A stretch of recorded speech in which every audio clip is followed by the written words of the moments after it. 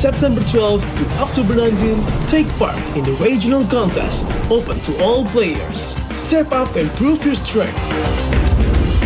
Division finals will run from October 24 to November 2. The top 16 players in each division may advance to the next stage of MRS. Check your in-game mail for information.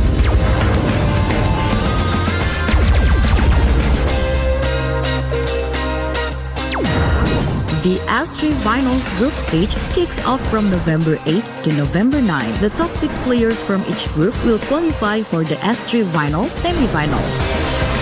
The semifinals will be held on November 15. The highly anticipated Grand Final arrives on November 16. The champion will earn a direct qualification for the first MCDG World Championship. The battle is on and the world is watching.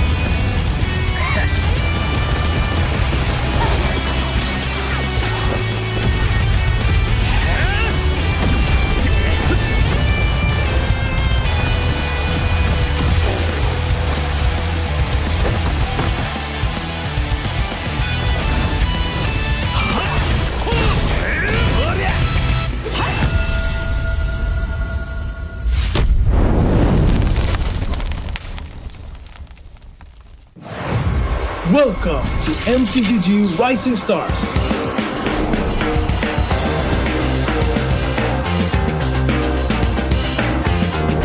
From September 12th to October 19th, take part in the regional contest, open to all players. Step up and prove your strength. Division finals will run from October 24 to November 2. The top 16 players in each division may advance to the next stage of MRS. Check your in-game mail for information.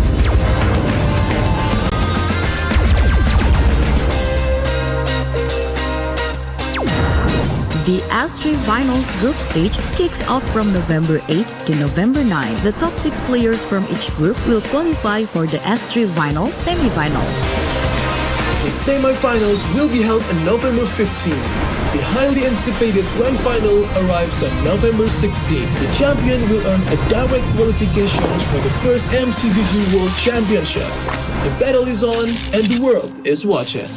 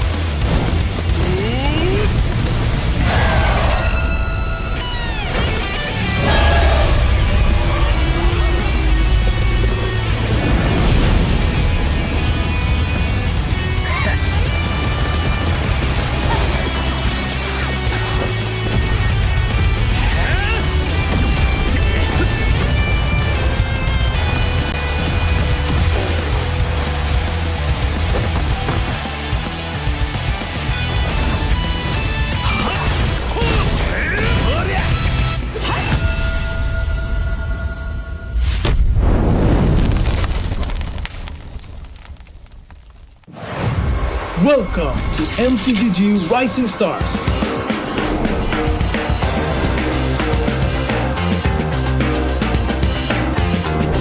From September 12th to October 19th, take part in the regional contest, open to all players. Step up and prove your strength. Division finals will run from October 24 to November 2. The top 16 players in each division may advance to the next stage of MRS. Check your in-game mail for information.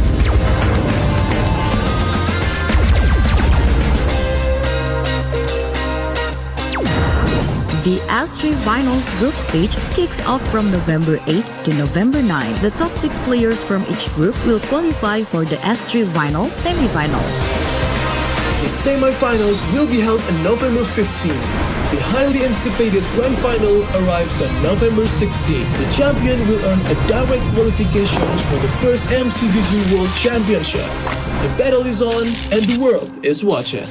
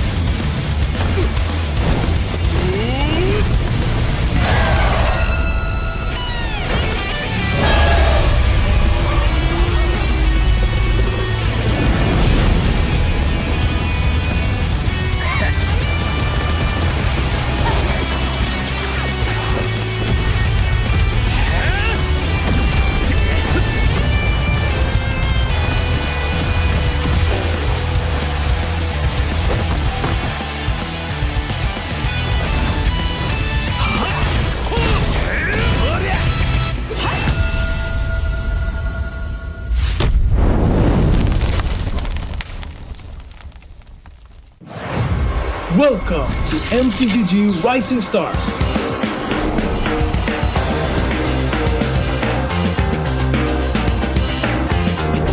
From September 12th to October 19th, take part in the regional contest, open to all players. Step up and prove your strength. Division finals will run from October 24 to November 2. The top 16 players in each division may advance to the next stage of MRS. Check your in-game mail for information.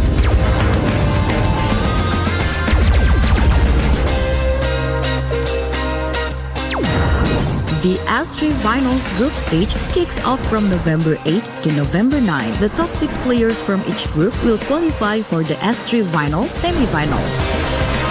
The semi-finals will be held on November 15.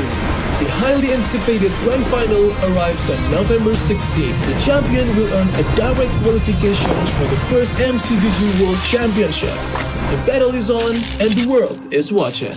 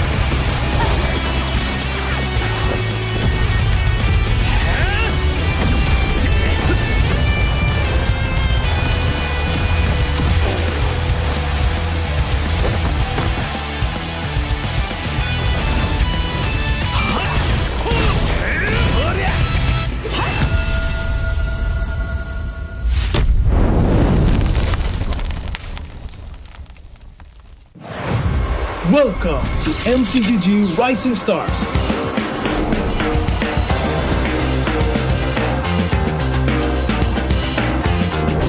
From September 12th to October 19th, take part in the regional contest, open to all players. Step up and prove your strength. Division finals will run from October 24 to November 2. The top 16 players in each division may advance to the next stage of MRS. Check your in-game mail for information.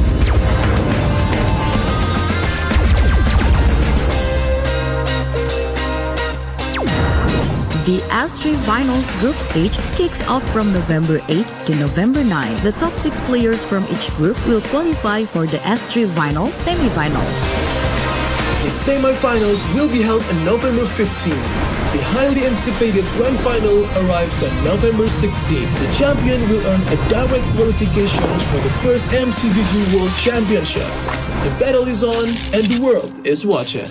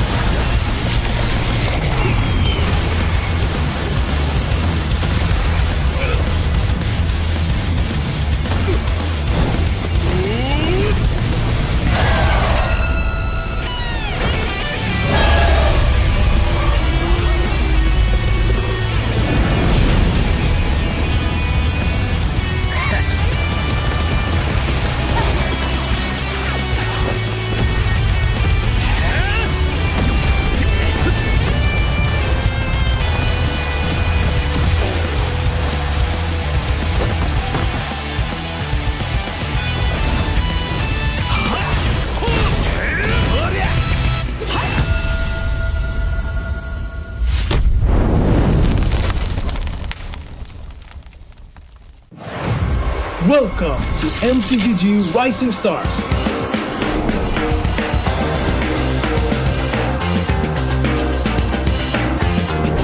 From September 12th to October 19th, take part in the regional contest, open to all players. Step up and prove your strength.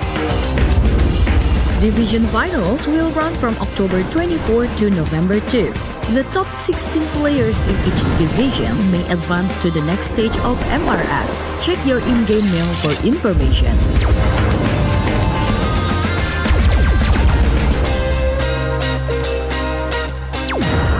The S3 Finals group stage kicks off from November 8 to November 9. The top 6 players from each group will qualify for the S3 Finals semi-finals.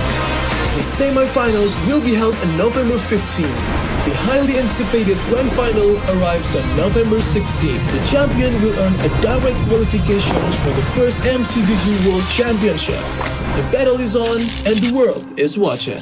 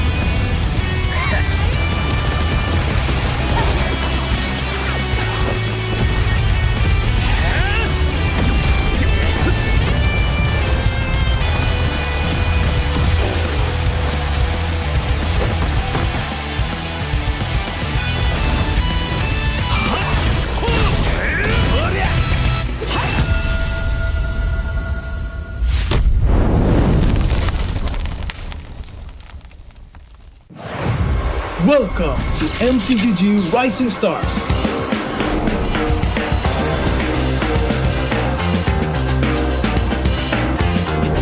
From September 12th to October 19th, take part in the regional contest, open to all players. Step up and prove your strength.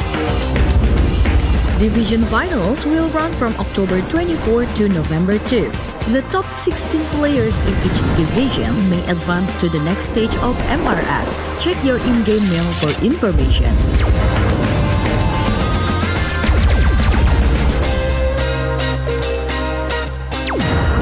The S3 Finals group stage kicks off from November 8 to November 9. The top 6 players from each group will qualify for the S3 Finals semifinals.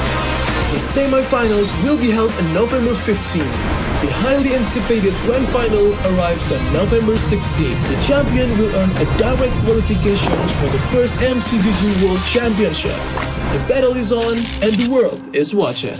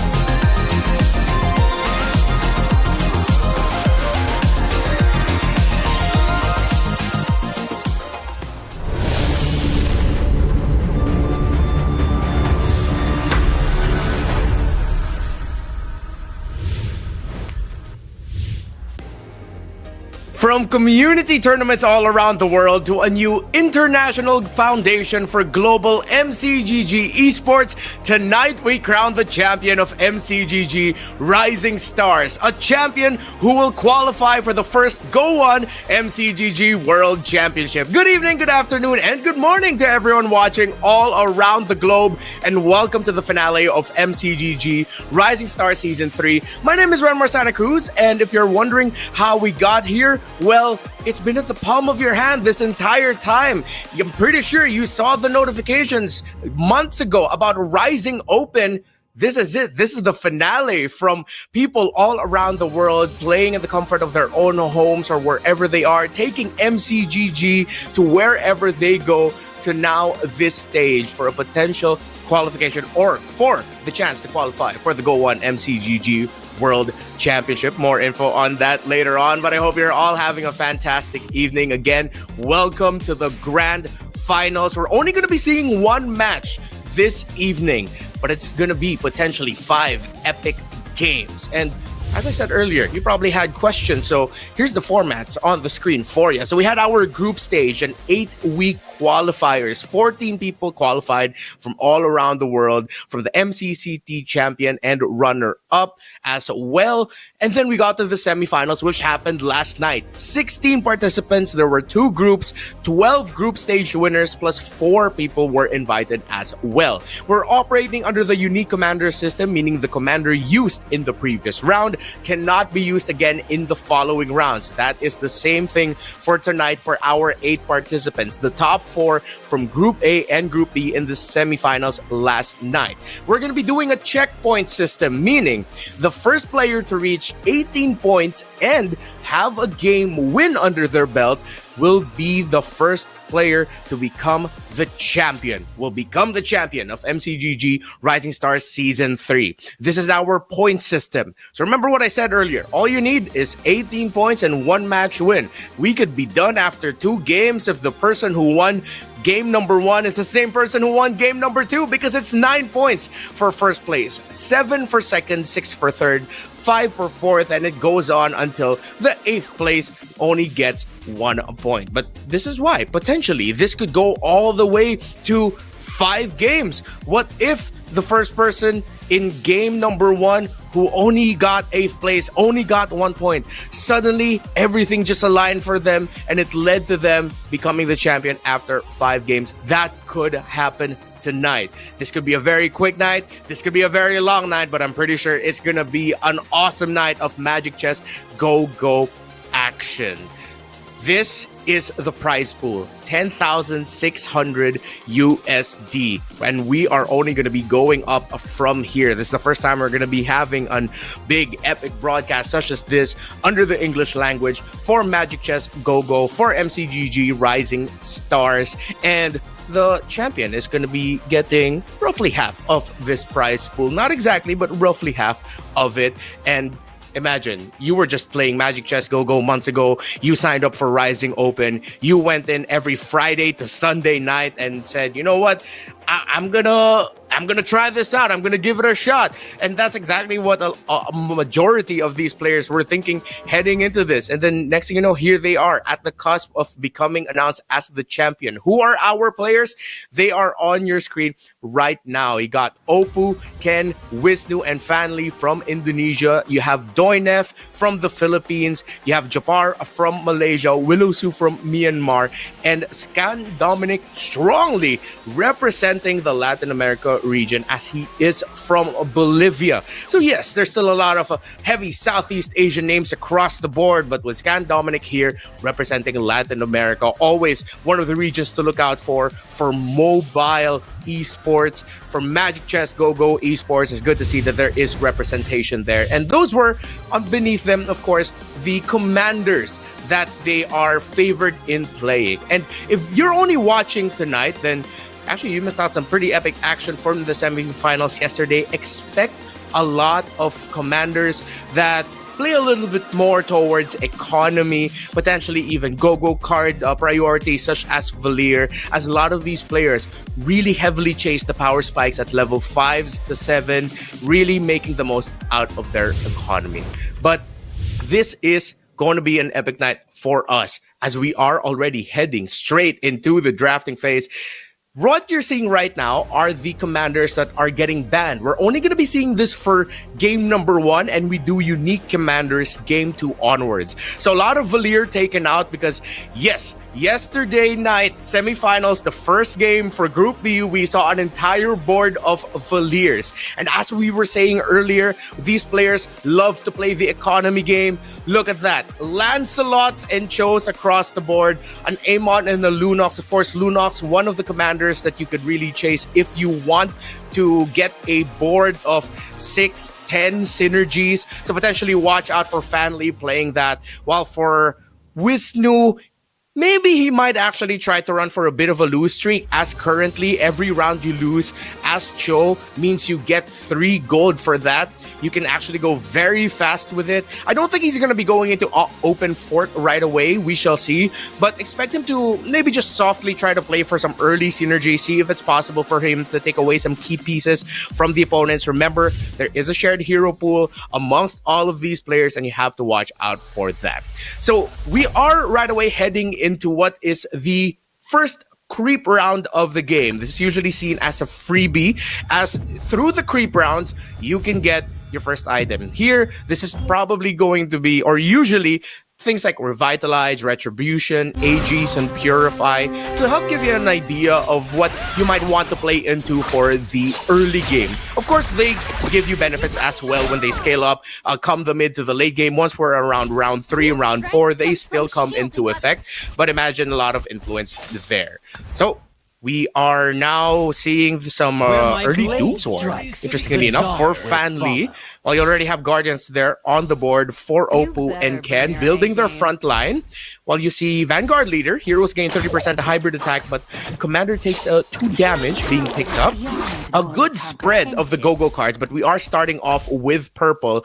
And it seems like the players are leaning a little bit more towards the equipment-centric Go-Go cards, meaning that if they can get some really good 3-star 1-cost heroes, that would be great. If they could build through that, some 2-cost 3 stars would be great for them as well. Now, it seems like Wisnu is going to be going for the slightly open fort strategy. He already took 7 damage right away, maximizing the economy that you can get as a Cho, while our Lancelot players still being very aggro about things. Already a 2-star glue early on. That should be a great advantage. I don't think this Leslie's going to survive this overtime with the extra attack speed. But that should be eyes on Ken right away, who might just be able to run away with this if he can continue to build a Shadow Cell synergy focus around that glue. 2 stars this early on a 3-cost hero is absolutely insane. This is the dream start right now. You see the high loss spark there in the middle, so he's giving a little bit more shields as well early on for that glue. Decided to park his Hanabi up front a little bit, but I think with the placement, that means the damage initially is going to be sucked up by glue. He has Aegis on it as well. There's not going to be a lot of pieces on the board right now that can take down this glue fast enough, but it's with starts such as these, which is why we're actually seeing a lot of these players want to go for either mages or stargazers. Not a lot of marksmen were played or can be played successfully, as the burst that you can get from stargazers and mages especially, and if you can even get some synergy crystals for them so that you have a mage with stargazer, so strong magic attack, strong mana regen as well. It's just really powerful, and it's a lot of the playstyles that we're seeing. You see mages, stargazers, then someone across the board or someone in the lobby is just going to be playing for assassins, maybe 3-starring the Hayabusa or the Saber as quickly as possible. So you're seeing here for the focus onto Su, he's put his main pieces opposite his commander, as he is playing for some early mage and no stargazer just yet, but he wants that early burst. So to maximize the burst of that, you actually put it opposite your commander. Majority of the positioning in MCGG, you actually see the main carries or backline being placed close to the commander. So what Su is doing is just trying to maximize the burst that he gets out of it. But it seems like he's not going to have enough of the front line, which seems like was too squishy for the damage being tossed out here by the board of, I believe that is a cow or a cool Ken. Oppo, excuse me. Yeah, that was Oppo. All right. So we are now in the go-go auction phase. Let's see if anyone's going to be trying to chase the 4 gold hero or the magic crystal, if there are going to be any buyouts. Usually the tendencies of the players from what we saw in the semifinals is not a lot of buyouts happen. They still really want to make sure that they have an economy. No one wants to spend more than 6 or even 9 gold to try and bid. So what you're seeing right now are the players bidding for the upgrades on the field. Japar ended up with a golden staff. Looks like he's going to be looking more for a basic attack focus lineup, but it could be placed as well onto a mage or a stargazer hero to get some really fast mana regeneration. A bit of a cheesy strat is if he finds it, he can go Luminexus, Stargazer, and then if he gets a Novaria early, a Novaria with a golden staff, again, very cheesy, but you get your mana very, very fast. Focus right now, again, still onto... Seems like we are focusing on Ken, who is building very strongly still around his glue. I still don't see enough damage across the board right now that could take down this glue fast enough. Well, for Fanly, he is going for the Doomsworn route. Already 4 locked in. This is going to be a 2-star Hanabi. Doesn't have the items to give it the damage it would want, but let's see if the Hanabi can actually just hold on long enough. Similar to how it goes in Bang Bang, you see the Hanabi petals will bounce, but there is an assassin, that 1-star Helpert. You had the BOD as well, I believe that was an Argus piece for Opu, and the front line is not going to be strong enough. So for that board, you'd want to build an even stronger front line. Head into round 2 of stage 2. Already Bruiser, I think, yeah, it's going to be leading hard into Starwing for Scan Dominic. Let's see if he's going to lean really hard into it and go for 6 and plus on the synergy. 4 is already generally enough if you're going to use Starwing as sort of like a support synergy. 4 would be great. But considering now that he has a Belleric, I think he's going to be going for Shadow Cell and Starwing, as there is a lot of interplay between these two. Watch out for him later to pick up a Baksha. Maybe he'd also want to be able to pick up a Shadow Cell Magic Crystal if he's going to make Belleric the main carry of this board. Then he'd want to go for that. Seems like, let's see, the Belleric might not just be enough. The CC has a Golden Staff and a Haas Claw. It's going to be difficult to take that down. Japar is going to take that, so he's not going to be going for the Burst Mage route just yet. Burst Magic attack. He's playing through the Luminexus comfortably so, and it's going well so far for him. We are now into the second Go-Go card collection. Bloodclaw and Rising Festivities. There for Japar, each round gain 1 random hero with a cost equal to commander level minus 5 gold. So you're going to expect Japar wanting to rush his levels as quickly as possible. I wouldn't be surprised if he can keep this placement on the board. He is currently at 11 gold though. So maybe later on, once he hits the threshold of interest at 20, we're not going to be seeing a lot of rerolls for him. But he goes down to below 10. So let's see if he'll be able to get interest through this. He might just. The 1 and the 2, yeah, from the Rising Festivities. Very aggressive economies from the players so far. Only Fanly's right above 20. So being the middle of the table, actually one of the advised things to do is to really hold on to the strength of your economy. Because the people at below 5th and 6th, it's not suggested to save too much. You want to also find some bit of aggro as well. But if you have a comfortable spot at around 20 gold, yeah, you build that maybe up until 40, or you can slow roll it. But then once you hit 40 or 50, then you can go aggressive. You get yourself a commander level up, or you start rolling for the pieces that you need. Focus right now on Wisnu's board as he put the Haas Claws on that Clint. And if this Clint is still alive a long time, as you see, he tried to build a strong front line for it. Would be good, but let's see if it's going to be enough. Luminexus? No, it's not going to be. Very strong front line. The Hanabi on the other side, even though it is only still a 1-star Hanabi, does have the Golden Staff, the Haas Claws, and Demon Hunter Sword with it already. So it's going to be more than enough damage to take it out. Japar and Oppo leading this.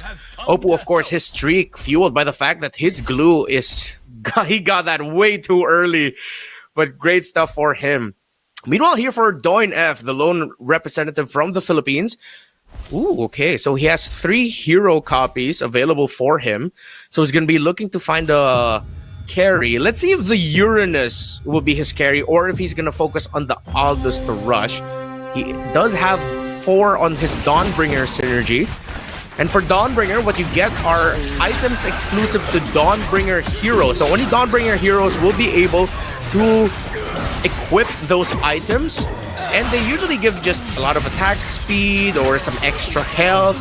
Or there is one item as well that does thrive for magic attack damage, especially if you're going to be building through the Veil, the Sky Wrath. But he didn't end up with that. He ended up with attack speed and health. That's why he's putting it on the Bruiser Aldous.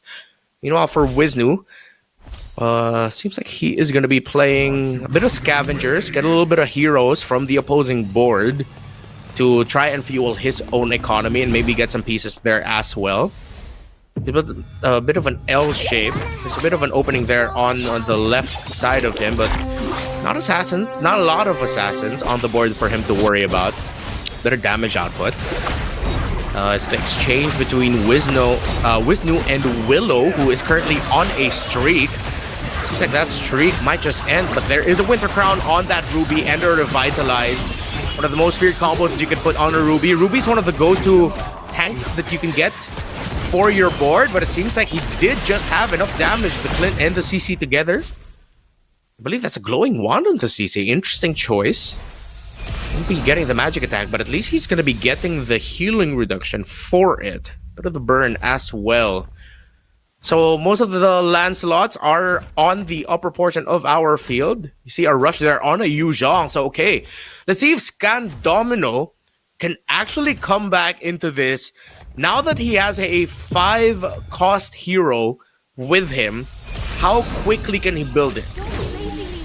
I bet he has around maybe a round or 2 to survive.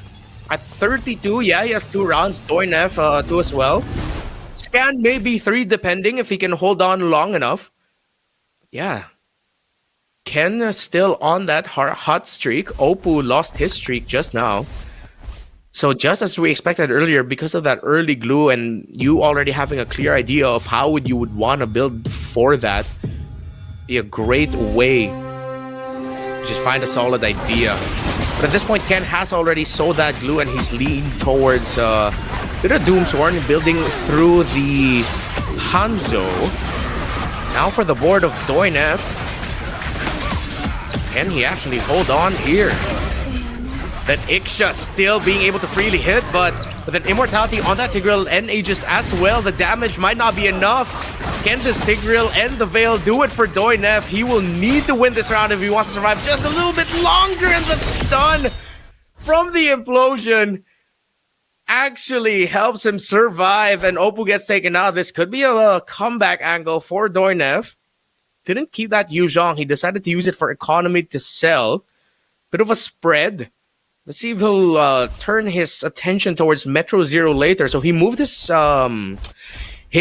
Aldous back, as that is going to be his main carry for now. Up until maybe, let's see if he'll be able to find a swerve later on. He does have an enchanted talisman on the Nana and 2 mages. So we might see a shift later for him. Let's see if he can hold on here against Wisnu's board. Lots of burst damage dished out right away from the early burst coming out from that Veil and Nana. With the Angela now aiming straight for the back line, and I think Doin F is not going to survive this one. That Saber, a 4-cost 2-star at this point with a Winter Crown and a Haskell is going to be too much for Doin F's board. And now he is most definitely in the red. There's an Angela as well there to supplement it. So clearly Wisdom's going to be playing around that Saber to see if he's going to be rushing it to level 5. While on the board here of Oppo, just got a big win over Willow. So you have Willow, Scan, and Doin F in the lower portion here. So we now go to the third go-go card phase. We did get gold for here. The more the merrier. This one gets locked in for Japar, Ken, and Scan Dominic. Last resort. Okay, along with the Book of War. So for Wisnu, who is at like 4, that could be a massive spike for him. You see his economy going down quick. He's doing a lot of rerolls. He did get last resort as well. So this could be a massive swing for him. 3-star, 2 gold, 3 pieces of equipment. He has the economy to buy once he gets past 40. Let's see if he'll go for the XP or for the equipment. Maybe at this point the equipment would be good, but he goes for the EXP instead. Get some more bodies on the board to build. We continue to see the story of Doinef, of whether or not he's going to be the first one out of here. Still, compared to the quality of the other boards, this could be tough. See what items he decided to lock in, where it's going to be going to. I think an Oracle would be okay to build the front line. But no, he decided to swerve as he already has a 2-star Novaria. Gets the War Axe, will get Spell Vamp through that, Enchanted Talisman, and the Winter Crown. So his carry is going to be the Novaria, the secondary carry being the Aldous, and Tigreal being his main tank to help hold the front line. He also does still have the copies available, 3 of them. So can immediately get another 2-star Novaria, but we'll have to see to play the board. Scan Dominic tearing through his front line really quickly, but the Novaria holding on. That is a 2-star 5 cost. Still has the Winter Crown, and Doin F holding. But can they take the juicing down quick enough? We'll still have the Winter Crown for him. Look at that damage dished out. And Doin F, some massive rerolls, able to find the Novaria, able to level it up to 2-star. But now he has to worry about Wisnu's board, who will have a 2-star Hayabusa with him. There is an Alpha now on the board of Ken. He went from being top of the pack to a massive lose streak. He decides to split it up to avoid all of the AoE damage across the board. There's a lot of Luminexes in this lobby, so he's trying to increase his chances. 1 Luminexes, 2. Oh, mainly 2 Luminexus players right now in Fanly and Scan Dominic.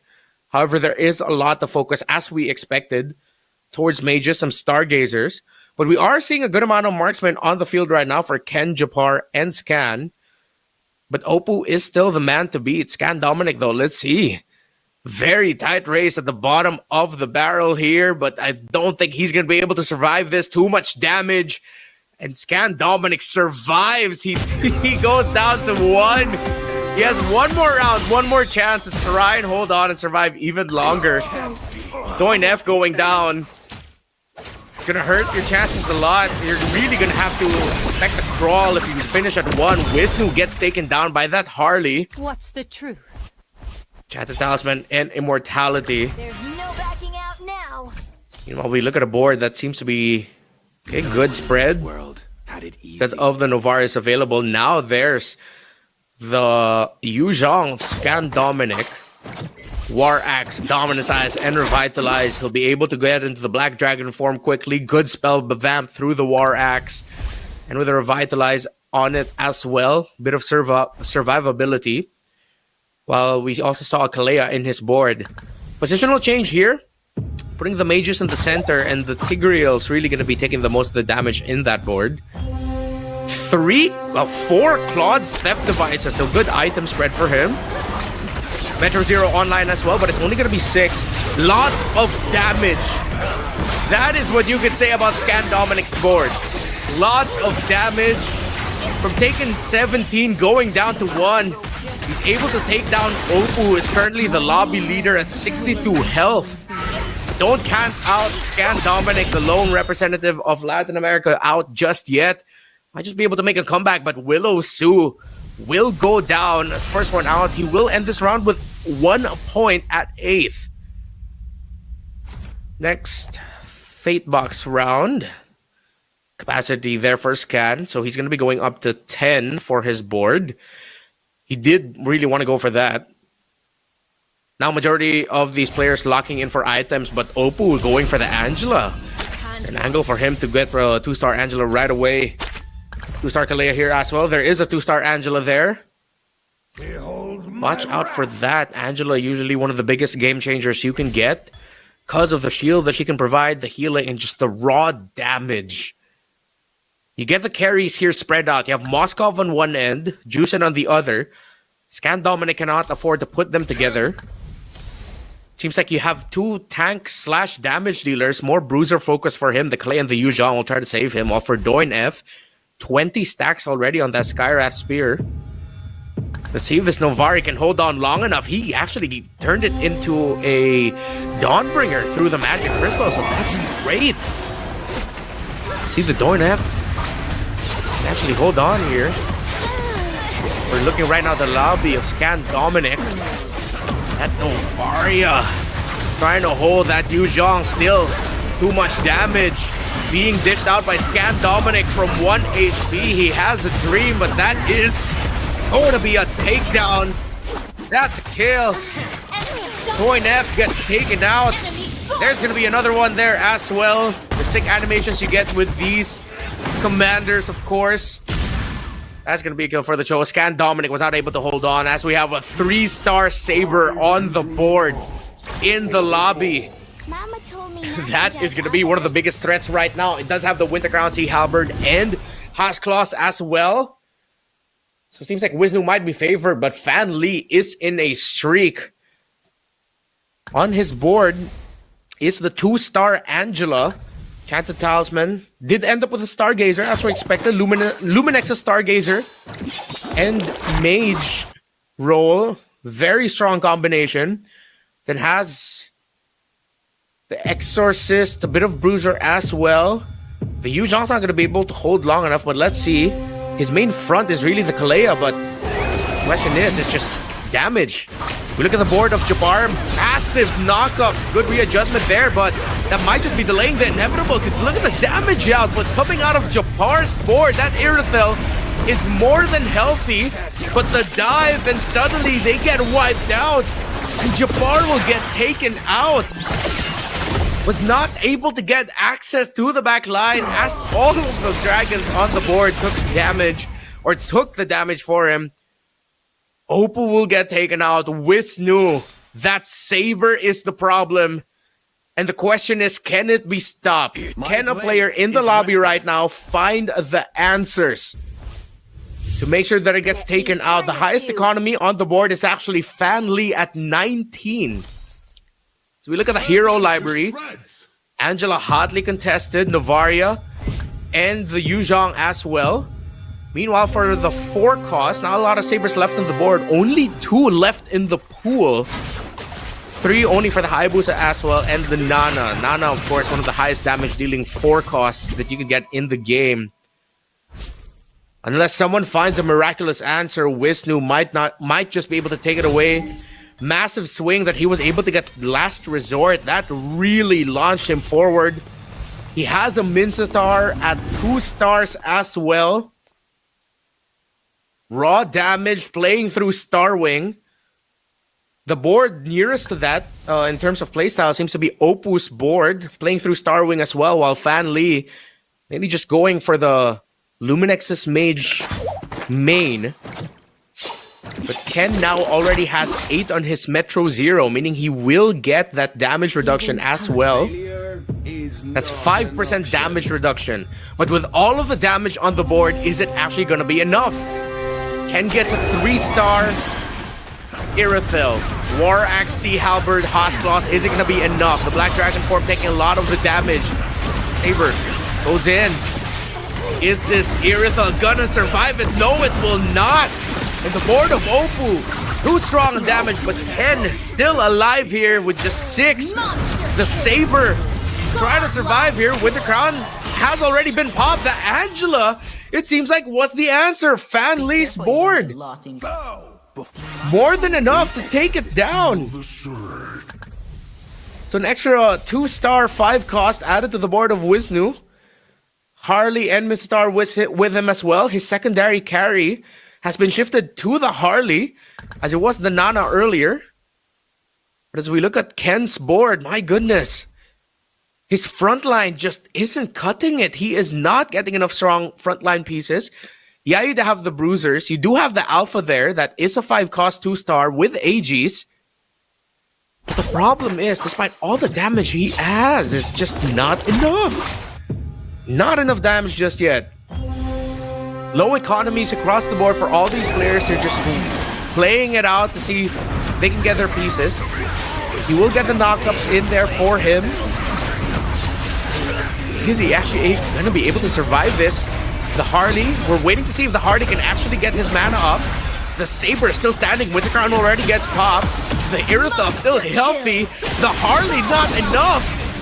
And that's Ken taking down Wisnu, but he only goes down to 4. Oppo goes down to 20. As Fanly might actually run away with this. But this is going to be a massive fight for second and third place. Oppo, Ken, and Wisnu all so close. Lots of 3 stars across the board. Even though Wisnu is up there, Fanly still on that hot streak. He's playing through double Novarias. Both ends of the board is going to be covered by the Luminexus, so all of that damage is going to be shared. No wonder he was able to launch himself up to the top spot. He started this off with Book of War and Fast Promotion, and with the Last Resort, the answer, it's Wisnu versus Oppo. Who's gonna go down to 4 and 3?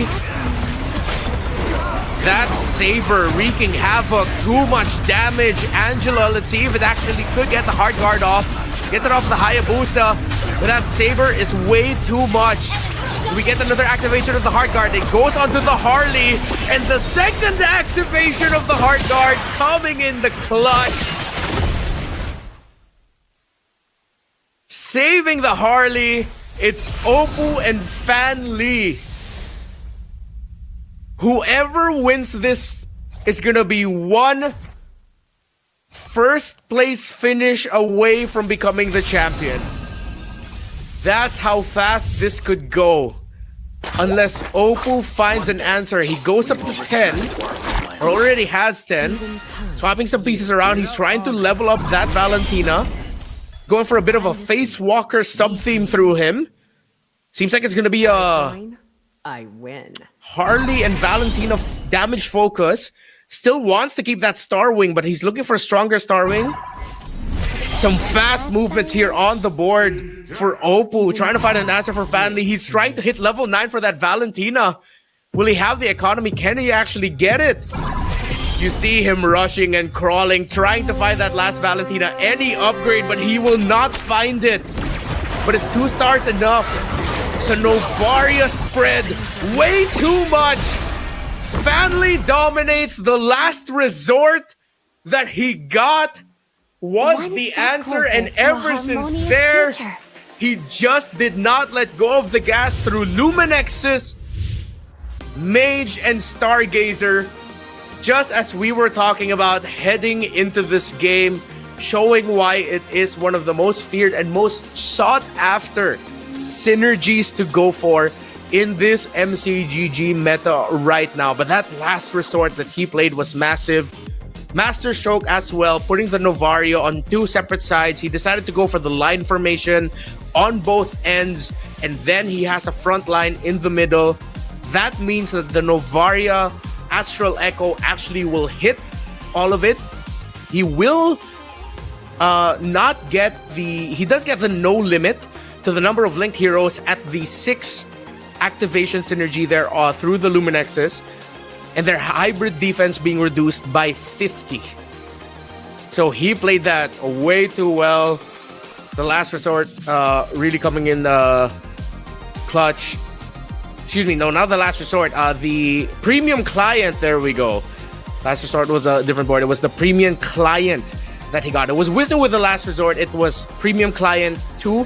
When he refreshes the shop, there's a 48% chance of getting a free shop refresh. So he just played it aggressively through that.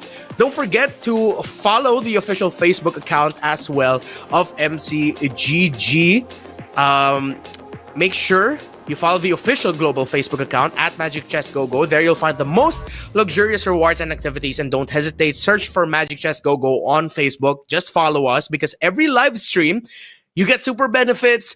You just send the message MCGGFB milestone in the chat. Again, MCGGFB milestone in the chat.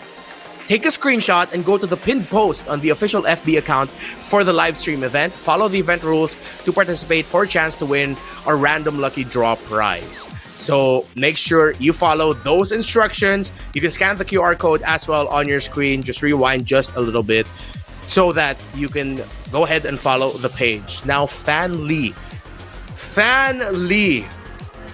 getting that premium client. He is going to be now one first place finish away from getting there. He's like the last resort that he got earlier. So as we expected, with him picking up the Lunox, you want to chase the 6 and up synergies through her ability. That's exactly what he did. And now, as we look at the stats, of course, with that early run, I think from the get-go, with him already picking Mage, he already knew from the beginning exactly what he wanted to do. Just leaned in on the idea right away, and he just did not let go of the gas once he found the swing in the middle portion of the game. Wisnu, of course, with the last resort, just couldn't get it. But Fan Lee 969, it's like he found right away exactly how he would want to play the game. Ken eventually swerved out of his early glue, did not lean into Star Wing or Shadow Cell, decided to swerve, and that might have hurt him. But he did eventually still was able to finish in a higher placement. To remind you again what a Lunox does, Power of Chaos, usable after stage 1, round 2. You can select a hero without a blessing to grant them a random blessing. Can only be used one time. Very strong if you really want to chase the multiple synergies. Of course, that blessing, you add an extra count onto the synergy of the hero that you targeted at. Of course, Power of Order, after Lunox casts her skill, you gain 4 random heroes from the synergy it grants. So it's very synergy focused, and of course with Luminexus being strong as it is, it's just really the main focus. Great play there by Fan Lee on the Lunox, but now he's not going to be able to use that. Remember, we are playing through the unique commander system, meaning that once you've played that commander, you cannot use it anymore for the remainder of this series. They're going to have to swerve out. But it seems like the play style of Fan Lee, as we look into the post-game stats, we just want to lean into it heavily. You see Fan Lee there on top of Japar. Was able to get the first place finish. Very close second was Oppo, but the board that Fan Lee built was just way too strong. Oppo decided to lean more towards lots and lots of magic damage and mana regen, but of course with the damage spread that Fan Lee had, leaning towards 6 on the Luminexus, the hybrid defense it reduces, even though he didn't build a traditional front line around Guardians and Dauntless, that's completely fine because he had the firepower to just burst everyone once it goes down. Remember, at the start of the round, Novari uses her ability right away, and then you have it load up for the Star Shatter once she uses up her mana. But as we were explaining earlier, before the series started, lots of these players really go for wide synergies if they can. Of course, Metro Zero, still very dependable. Safe finisher for Scan Dominic. Again, for Scan Dominic, he almost became the first guy out of this game, but he was still able to make a comeback through it. He was able to get some key upgrades, especially on his Yu Zhong as his main carry, and the 4 Claude's theft devices that he had, instantly giving items as well, made sure that he still secured 3 points.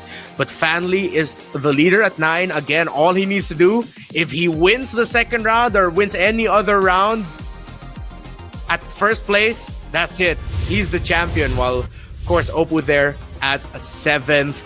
Very tight race, especially there near the end. A lot of questions actually as to who could have potentially been the first one out and first one eliminated, and somehow Scan Dominic was able to stick around and was able to finish 6th while Doinef, just even though he was able to hold on, he's not able to get the ball rolling, similar to Willow, just hovering around the center of the pack for a good amount of the stage, but just was not able to get it.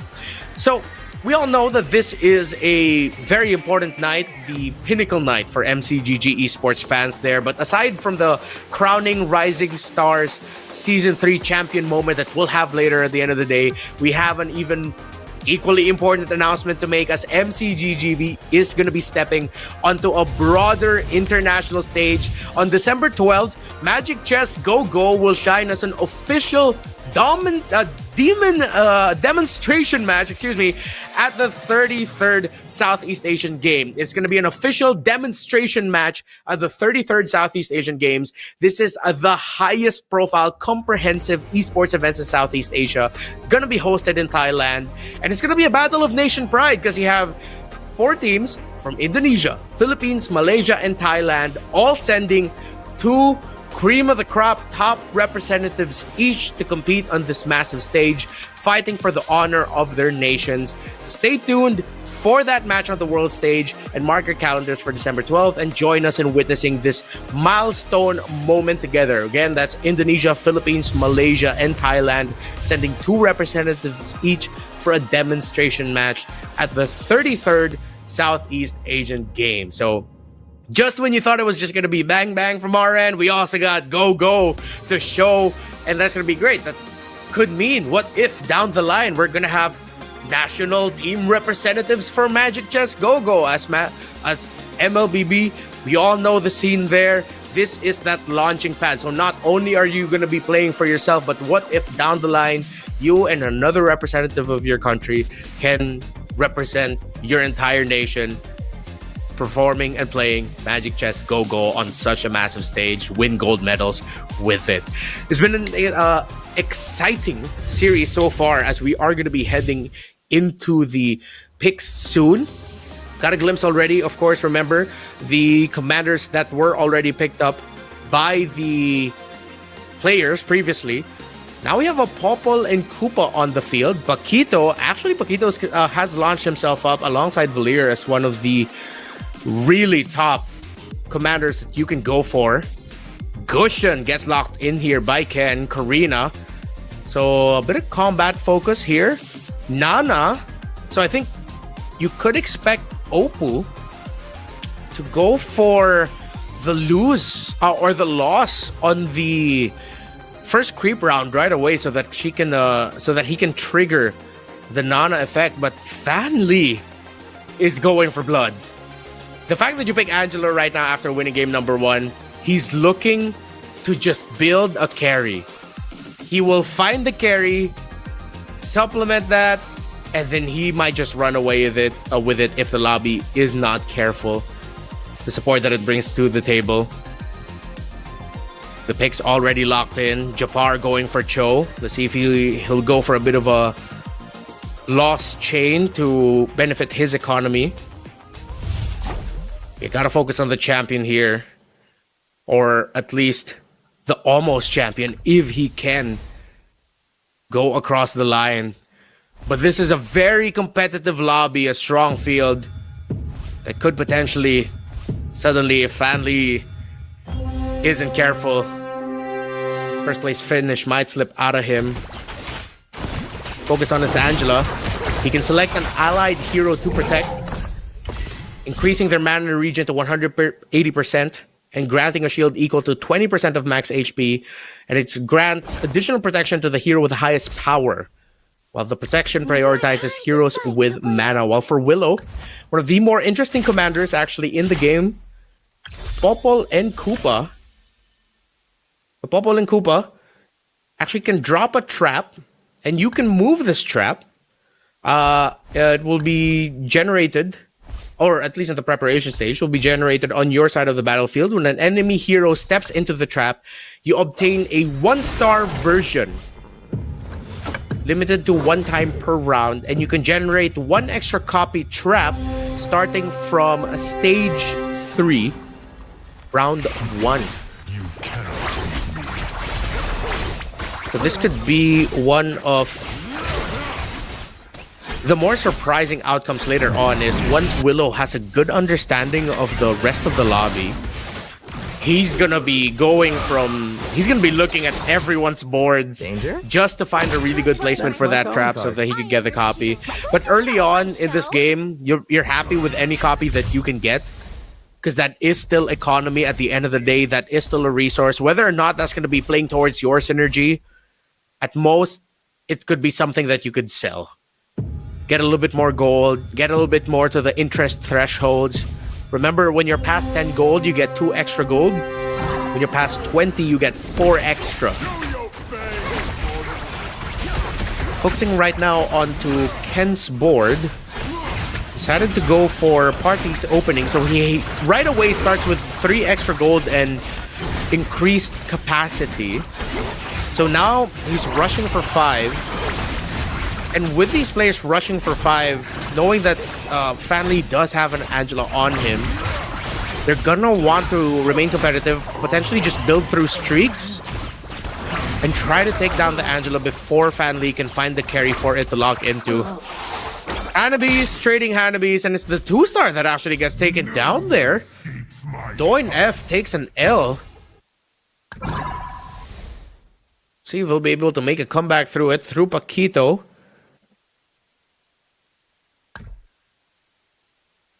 Very interesting start right now. Doomsworn and Guardian for him. Lots of Guardians actually in this lobby right now. Wants to build this strong front line.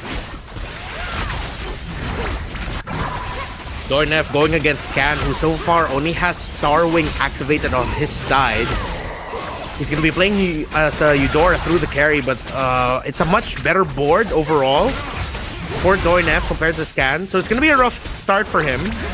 He did get novel equipment. That's why he actually got to get all those pieces on that Eudora. He obtained 2 pieces of random enhanced equipment, the enhanced versions of it. So it's not just normal items.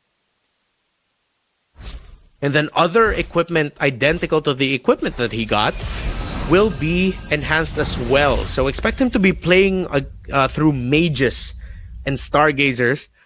Might see him go for Shadow Cell and use Eudora as an early carry. Scan Dominic. He realized that his front line is a weakness, so going for the anti-Caress right away. But he gets outbid. And let's see if he'll try to spend more. Ken really wants that 4 gold or the extra heroes that you can get early. Scan having a tough time choosing. He's gonna go for a last minute bid. He just tough. Picks up the Berserker's Fury, so he has a little bit more damage on a physical hero. Can play for crit if ever he does get it, but again, the fact that he's playing Starwing and then he did get the Enchanted Talisman, and versions of those will get upgraded. But he doesn't have to lean into it too hard. He can have 2 carries. Looking at Ken's board, Starwing off in the opposite corner facing. Gets an early Chang'e. So now he's going to be looking for items for that Chang'e later. 1 column does get knocked up. He should be fine here. He is the lobby leader again. But no, but his front line is not holding. The anti-Karas here for Doinef. Coming in big time. Was able to just tank up all the damage, and despite the Starwing providing that extra bump, that extra boost, he falls to Doinef's board. Worry, my friend. I am your shield. Doinef right now brings pieces in the center. Doomsworn Guardian, bit of Mage, and I think he's going to be going for, Mage Stargazer. We look at Fan Li. Currently at bottom of the standings right now, but this can swing at any moment. So you actually see him going for aggressive econ, selling a lot of pieces. I think he's going to be playing through Doom's Dawnbringer. Mages as well, and go for Luminexus. So I think he's just trying to get a repeat of his condition earlier. This is just the early game version of it.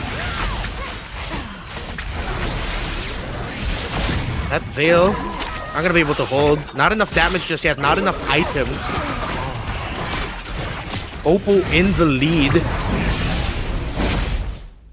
And now for Fan Lee, yeah, he's gonna be aggressively going after those Dawnbringer pieces if he wants to just run away with the championship here.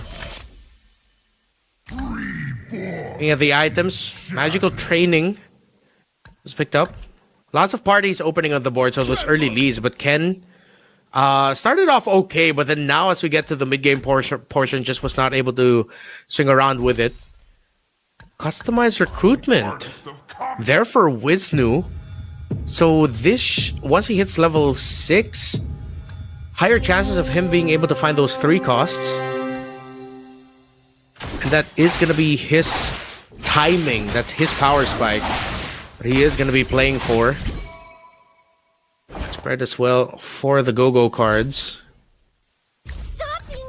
Certain fortune for Oppo and Doinef. So let's see if they did get all that gold. God's Theft Device for Japar. Purest Power. So he's going to be focused on one main synergy. Purest Power 1, when the activated synergy count reaches 6, heroes under this synergy gain 25% hybrid attack. Right now he has multiple 2 costs, but I think he might just either play for... wait, no, with those multiple 2 costs, he might swerve eventually later on to Metro 0, so even more attack and more damage. Meanwhile, Scan Dominic only has novel equipment. He's holding on for his selection for his second go-go card. So he's waiting to see what else he can get. He might even just drag out the choice, because remember, Valir will get a second choice off the go-go card. But he's holding on to that. And he's going to be utilizing that as a power spike. There are 3 Dawnbringers at 4 synergy counts. So Dawnbringer is going to be the main chase I am the only judge of for the board and for this lobby. Willow Su and his Popple and Koopa. Relatively okay economy. Middle of the table. He has to be looking for win streaks. He just got his win streak snapped though. But at this point, I mean, he does get the economy. But if you're in the middle of the table, you want to avoid going win-loss, win-loss. You either go for a lose streak or a win streak, so you still get the benefits here or there. Remember, lose streaks and win streaks do get interest benefits as well. Sort of like a catch-up mechanic for those of the lower end, while for on the upper end of the win streak, can just continue to build their dominance, while Oppo definitely building there through that Nana. Going well so far for him. Just otherworldly. Leaning towards Doomsworn. mission underway. Scanning the area. And allied heroes with a magical training too also get 50% magic attack. And each hero permanently gains an extra 1% for every enemy hero they personally kill. The fact that he's going with a win streak here means that Oppo might really just not let go of this already. He is going to be the lobby leader for a while. Meanwhile, as we look at Wisnu, got Surprise Splash as his start, and he was the one that went for customized recruitment. 3 stars on that Alucard, but no, it's eating up all the damage coming out from that Chang'e. He is holding on through the Dominance Ice and the War Axe, and of course the Magic Blades given to him by the Karina. The carry falls down, the Chang'e needs to hold, Revitalize already been used, and Ken still runs away with it. Wisnu not able to hold. Remember, for Karina, you get Shadow Twin Blades. That's an equipment you can equip to your hero, and when an enemy hero adjacent to the carrier has below 18%, it is an execute coming out of Karina. And after Karina executes the target, the carrier of the Shadow Twin Blades gains 2% extra damage, up to 36% there. On my freak. Enemy ahead. 12 o'clock. So he's still leaning. Oh, gonna be a tough board to climb through this. He's mainly playing really just for Weapons Master. Of course, there is some life seal that you get for it. So he's gonna be trying to survive mainly through the raw brute force power of Weapons Master. For the board here of Fan Lee. Now going on a hot streak, and that is a warning sign for the lobby. Let's see if Ken can stop the streak against this 3-star Veil paired up with a Juicin. It's Luminexus and Dawnbringer. He's trying to run it back, and it's way too much damage. There is 14 stacks on the Skyraft Spear. That's true damage being dealt by it. And with those 14 stacks, that just means that's more lightning bolts coming out, more damage coming out. Look here at Doinef. Still playing through that Tigreal. Still very healthy though, but could not stop the run of Oppo. So the two lobby leaders right now, in terms of the streaks, in terms of the damage output, you have Fan Lee trying to run it back through Burst. Again, we talked about it earlier. Basic attack versus just sheer burst. A constant stream of attacks coming out of Oppo against the burst that's going to be coming out of Fan Lee's Mage and Stargazer and Luminex's Focus. We look at Willow Su, who is in the lower portion of the lobby. Scan Dominic already went for the Commander's Shield as his go-go card, so that means he will have just an extra bit more chance to survive. This Chang'e, can it do it? Can it live long enough? And the answer is yes. Ken will take out the shield. This new, we look at Scan, will lose his shield as well. For a moment there, I thought we were still on Scan's board, but now this is Scan's board. For the items that he needs, Willow Su now does have the 2 traps. Still insistent on putting that Hanabi up in the front. Much quicker bounce. So there is some travel time for the basic attack of the Hanabi. Placing the Hanabi up front. Yes, susceptible to taking damage. But what that means is that there's less time for her petals to bounce from her initial attack. It's gonna be a crazy bounce coming out of that Hanabi. Check in. It is a creep round. So everyone already has their go-go cards. Oppo decided to go for Forbidden Power. Lots of damage going to be coming out. His last row will lose 10% of their max HP, but will gain a 30% damage increase. Now he has Metro 09 as well. If that doesn't scream lobby leader, I don't know what does, because he might just run away with it. You actually see the lobby shifting to Metro 0 across the board. Willow, Wisnu, Japar, Ken, and Oppo have all just gone for Metro 0. 8 cost or 8 synergy activation for Oppo, Ken, Japar, and Willow. We look at Willow. Is the damage and the damage reduction enough? His main carry holding on. Winter Crown popped up. And someone just got taken out. Cho gets a kill. And that is Wisnu out of this stage. While Fan Lee is still in a streak. And Oppo just ended his. This is what we were talking about. The lobby now is looking to see if Fan Lee can hold on to this lead. He has 2 3 stars. And again, when you pick an Angela, you know exactly what it wants to go for. It might not win and dominate right away, but once it starts getting 3-star heroes, even if it's just 1 cost, especially with Dawnbringer activated, carrying through the Veil, my goodness. The story for Willow is, can he avoid being the next one taken out? The lone Popol and Koopa player in this game does have a strong carry through that Moskov. He is holding on and he will win this round. Japar is the next one out.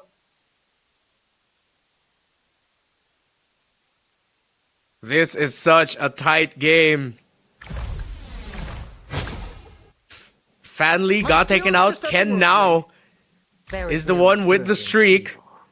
So might not just be Dire Straits just yet. No one in this world had it easy. He's gonna be swerving. Let's see if he's gonna go for the 8 on the Dawn, or for the 10 for the Dawnbringer. Petra, let's go. Trying to see if he can get that Supreme Crown in. While for Willow, just great positioning. He got Solid Alliance too as his last go-go card. So for every 1 activated synergy, allies gain 4% hybrid attack. So he does have the firepower, but the question is, can his front line hold?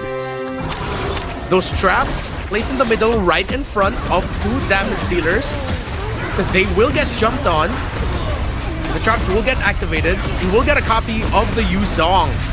Great trap placement, but can that Moskov hold on? It is! And Willow gets to take down Oppo. Fanli gets taken out again. Ken gets taken down, and Willow might actually just come in with the steal. Great trap placements with the Popol and Koopa. Already has 2 stars on that 5-cost Moskov. And this could be a massive turnaround. A huge comeback for the lone representative of Myanmar. He picked up Guardian Helmet. Now he can build up his front line a little bit more, or even put it into one of his carries so that his carries can survive longer. Now look at the board of Doinef. Finished at the bottom, or near the bottom of the standings earlier. I believe he did finish last. That was Willow with 1. Doina finished 7th earlier, excuse me. Let's see if we can hold on here with this Paquito. Just realized we weren't able to talk about the Paquito just yet. Exactly what he brings to the table. It's extra items that he can get. More equipment through specific rounds. Round 4-1, he gains extra items that can be used on 5 gold heroes. And he can use them to get a 1-star version times 2. Doin F will get absolutely melted down as Willow Su is solidifying himself as the potential comeback king of this round. Could be massive for him. Scan now also in the streak. The lone representatives of Bolivia and Latam and Myanmar, in the case of Willow Su, now are both in the streak. So the 2 lowest HP members of this lobby right now, of this game number 2, are the guys with the streaks and could potentially even be the ones to win it. Yuzong's getting locked in. The Harley now secured by Fan Li. So he's going for a sub-theme of Face Walkers. He has 4 of them. So he might end up with a lobby or with pieces that are hard to catch. And he did get the Supreme Crown now on the Veil. If Fan Li wins this fast, this could be a GG for the lobby. But let's see. Double Astral Echo gets tossed out. That Veil will get taken down, but he does get the Skywrath activated very quickly. Look at the damage coming out of the Valentina. Immortality Pop will not have enough mana, and Fan Li gets taken out. First place in the previous game will not be able to finish it off here. As now Willow, Scan, Doinef, Oppo, and Ken are still alive. Very tight race yet again. Similar to the exciting finish of game number 1, this could be another exciting finish for game number 2. This could be the final creep round. Most likely is the final creep round. No more Yuzongs on the board. Xborg sought after. Arlie still available, but Novarias are running out. We have a few Novarias on the board. Getting contested. There's a creep round. Willow Su still holding on very strongly. Playing through the Moskov. He has a 3-star Yuzong. Massive pickup. Still a very healthy pool, actually, of the 4-cost heroes. As everyone is just chasing the 5 now. All eyes are on Willow. You even see Fan Lee watching him. And a bunch of others in his board. From what could have been one of the first people out of this, can he come back and crawl up to a first place finish? Scan Dominic also has a streak. Luminexus, Mage, Stargazers, all built up for an Angela, while Doinev with the Paquito, with the items. Did he get what he needed? Angela, Heartguard. The Yuzhong dives are coming in, but the Harley still relatively untouched. The Angela coming in the clutch as well, and Doinev survives. Scan Dominic gets taken out by Willow Sue. It's a 3-man lobby between Doin, Willow, and Opal. Opal with 1, but only has 9 pieces on the board against Doin's and Willow's 10. Don't get distracted now. The truths must be preserved. This could suddenly be a big turnaround win for Doin, if ever. But the question is, can they stop Willow Sue? Very close and tight race. Willow Sue.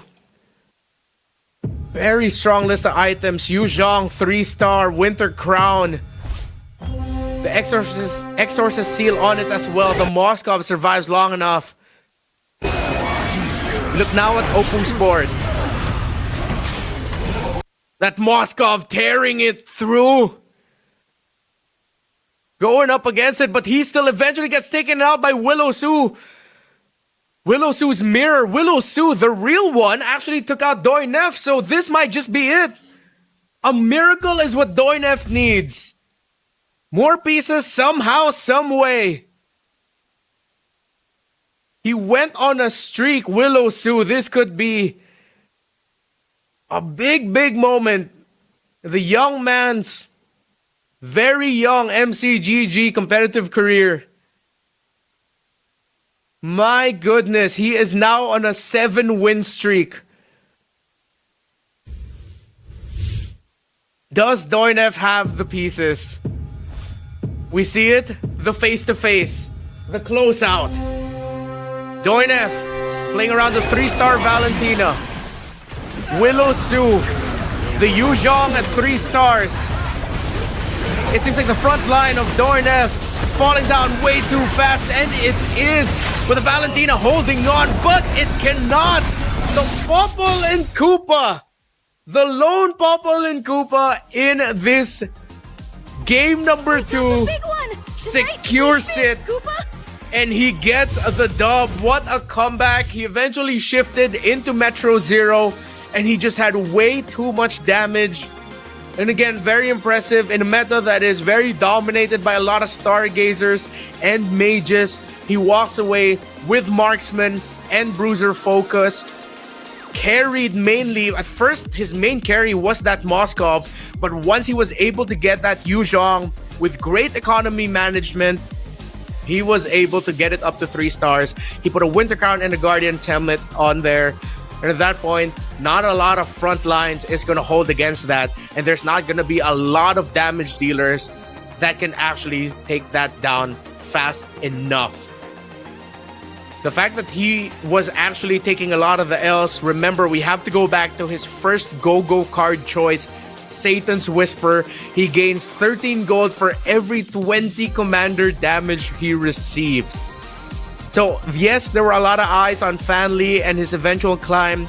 But this is, again, one of the beautiful things about Magic Chess Go-Go. The first Go-Go card you pick, especially if it's of gold quality, could even be the game changer. And I believe it was Willow Sue who was able to make the most out of the damage he was receiving, because he was receiving gold as well.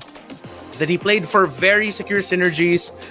He went for Purest Power 1, wherein heroes under the synergy gain 25% hybrid attack once the count of the synergy reaches 6. Perfect for Metro Zero. Solid Alliance as well. For every 1 activated synergy, allies gain for 4% hybrid attack. So he decided in this case, it's a go wide strategy because he goes for different synergies, making the most out of Metro Zero, and showing again why, despite the nerfs, Metro Zero is still undoubtedly one of the most strongest synergies you can go for if you need something, if you need anything, if you need a sudden power spike when you've just been taking a lose streak. Count on Metro Zero to be there for you. Great play there by Willowsu. Of course, Dornef being able to come back through it to get a second place finish. Parties opening a certain fortune and glittering jewels. The 13 free shop refreshes. One of the reasons why he was able to spike into eventually going for big Dawnbringer pieces. He got the Mincetar and the Harley, and then eventually got the 3-star that Valentina. But that came a little bit later into the game already. Meanwhile, we have to talk about Wisnu and Japar. Struggling in this one. Wisnu just really could not get the ball rolling. It seems like everyone else hit their power spikes much better, even though Wisnu was one of the players who decided to go as well for the Metro Zero shift that we saw halfway into this game by 1, 2, 3, 4, 5 members of this lobby.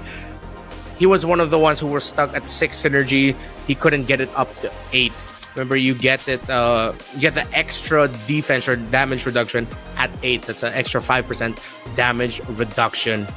What a game! What a game!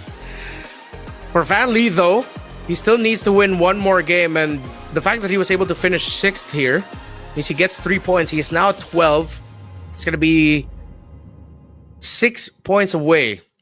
So he just needs, if he finishes 3rd and above, once we see Fanley go 3rd and above in the next game, that's it. He's gonna be champ. Actually, not even 3rd. That's gonna be 4th. Because we go 9, 8, 7, 6. So yeah, if we see Fanley go 4th and above, that could be big. Remember, again, if you want some more prizes, you gotta make sure you're following our official global Facebook account at Magic Chess GoGo.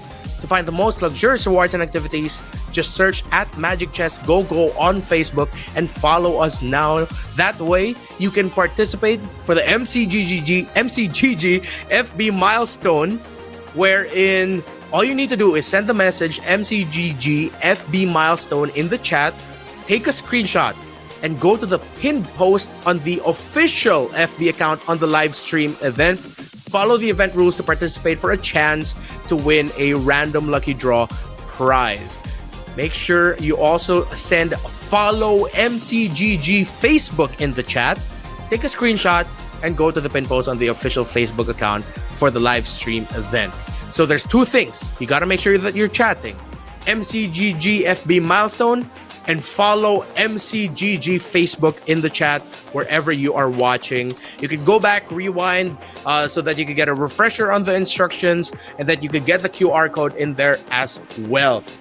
Sound off in the chats wherever you're watching right now.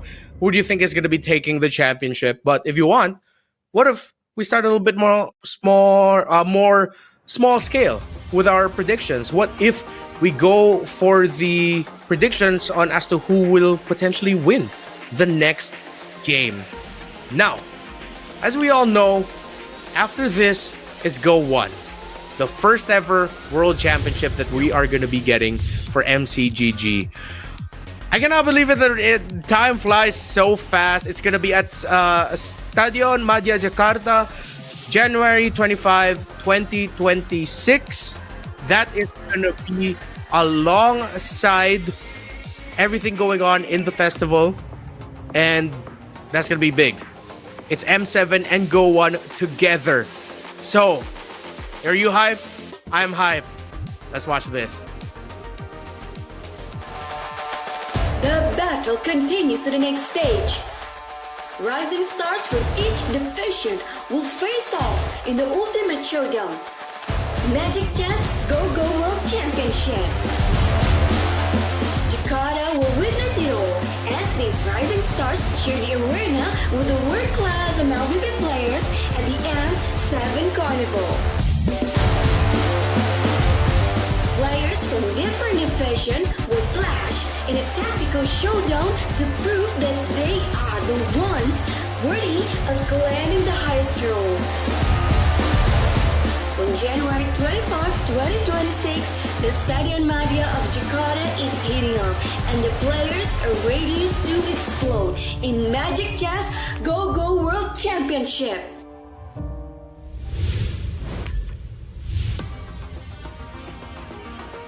Over a year ago, a little over a year ago, I was there hosting the first time we got to see Magic Chess Go-Go played on stage in the M6 World Championship in Malaysia. Now, a year and a month later, we're gonna be in Jakarta for the World Championship. That's crazy. What a wild turn of events and a wild story for Magic Chess Go-Go. It started off as Rising Opens all across the world. Remember, this is the third season of Rising Stars. You qualify through Rising Opens, and now we're at this stage. And there's a reason why we look very closely onto the winner of the first game in Fanly. The fact that he is very close, very, very close to potentially just making it to the World Championship. 6 points is all he needs. He is going to be currently at 12. We're going to be seeing a revisit of the points as we hop in. But you also cannot discount the efforts of Doinef and Willow Su, who struggled a little bit in the first game. We're now able to finish with higher placements. Doinef getting 8 points after the finish that he got in the very first round. And then now you have Willow Su as well. Just as we thought he was going to be the first one taken out, he was able to manipulate his economy very well, shifting to Metro Zero, playing through multiple synergies, getting the go-go cards that play 4 synergies, whether it's focused on one synergy or you have multiple synergies, which for Metro Zero players is just what you would really want every dang time that you get the go-go card draws. The stars align for Willow Su, and we've had exciting finishes for 2 games now, where once we reach top 4, top 5, all of the HPs are close, and even the top 1 heading into the final 4 can suddenly just get taken out and then finish at maybe 2 or 3, or just not even let go of the lead. But it's very close every time once we get to the boards. You see the countdowns on your screen right now. We are 50 seconds and just a bit of change away from making it into the draft. Remember, any predictions that you have, comment it right now. Let us know who you're supporting. Are you supporting Wisnu, Scan, Fanly, Willow, Ken FXL, Doinef, Oppo, or Japar? Let us know wherever you're watching, wherever you're commenting from. If there's a little bit of a country pride as well that you have for the representative that you're following, for the player that you're following, sound off as well, as this could potentially be the final game of the night, depending on who finishes where. We're going to be seeing the points tally once we get into the game, who is close. But do you have any predictions for the commanders that are getting picked? Remember, we're at Unique. We saw that Fanly decided to go for Angelo for the second game, didn't work out. The fact that Wisnu ended up running away with it with a Popol and Koopa in this game was honestly a little bit of a miracle, but just great Magic Chess play as well. As even if there is a lot of luck involved and a lot of chance involved in MCGG, the best of the best players know what to do with the cards that they're dealt. Can somehow make magic out of the go-go card options, out of the item options that they're ending up with, out of the whatever piece they end up with in the Fate box. This is why these are the best players in the world today. So, what are they going to be picking for their unique commanders? Popol and Koopa goes to Wisnu. That was the pick that Willow Su won with earlier. Japar goes for Valir. Now going to be playing through go-go card synergies. Scan Dominic going for the Gushon. Paquito for Ken. Cho for Oppo. Doinef with the Angela. Willow Su with a Layla. My goodness. So this isn't the first time that we actually got to see Layla picked up here for Rising Stars. She seems to be a pick if people aren't going to be starting off the round or the series with her right away. She could potentially come in maybe game 2 or game 3. So let's revisit what Layla does. Of course, she generates that hologram. That's the one dealing that damage that is slowly ping away at your backline and front line. It attacks the nearest enemy hero because, again, you get Destruction Rush. At this point, yes, they have the upgraded hologram already. And it just fires a laser that pierces through enemies. So it's just constant poke. This is very versatile. So it's going to be interesting to see how he's going to be playing it. Now we look at Scan Dominic. Going for an early... Interesting. Okay, so he's going for early Dawnbringer. And he already has stacks on it, so he might not swerve out of this anymore. If he can get a win streak going and then he gets some early stacks on that Skywrath Spear, should be good. Oh, Technological Revolution for Wisnu. So it reduces the EXP required to go up in commander level by 25%. That's means he wants to build a wide board very quickly. Going to be chasing after some strong Guardians potentially. Or, as we see right now, I'm going for Dawnbringers, going for damage right away for Willow. The first place finisher of the previous one. Doinef. The focus on your screen right now went for Magic Emergence. So allied heroes with equipment restore 15 extra mana on basic attacks. Let's have a little bit of Aspirants going. You see the ticker on the Aspirant's Faith chest on the lower right corner. Let's see if it's gonna use that to maybe even go for 4 or even 6 synergy Aspirants to go for a maybe stage 3, mid to late stage 3 turnaround. If he can get a lot of Aspirants Faith points, activate the chest, and just play through more of the ability-focused Aspirants. Lots of questions. Now we just wait. Still very early in the game, though. Look at Willow Sue. I expected he does go for Defender. So he shifted out of what was the more Dawnbringer focus, but when you're playing with Layla, you want to have Defender with you. You want to have your Defenders and or your Dauntless. Considering that he's playing Starwing, and he has the high loss, he already got an extra through him. He might shift, he has an opening to go for Metro Zero later on. So just see him go for a bunch of 2 synergies. Wisnu, who is now currently the Popol and Koopa player, goes for Defender, Doomsworn, and Aspirants early. But there are 3 Aspirants players in the lobby right now, which could be not good if he's not careful. The first one to go 4 is actually going to be Wisnu and the Aspirants. So let's see if Doinef and Fanli might shift out of that. But it's also good that they're contesting the Aspirant spaces away from Wisnu because they're not going to allow him to go to 6. We look at Fanli now, the winner of game number 1, who has 12 points. 6 points and up, and he becomes champion. He will lose that round though, as Willow Sue will win his. So the ongoing story right now for the lobby in terms of the synergies being contended are mainly 2.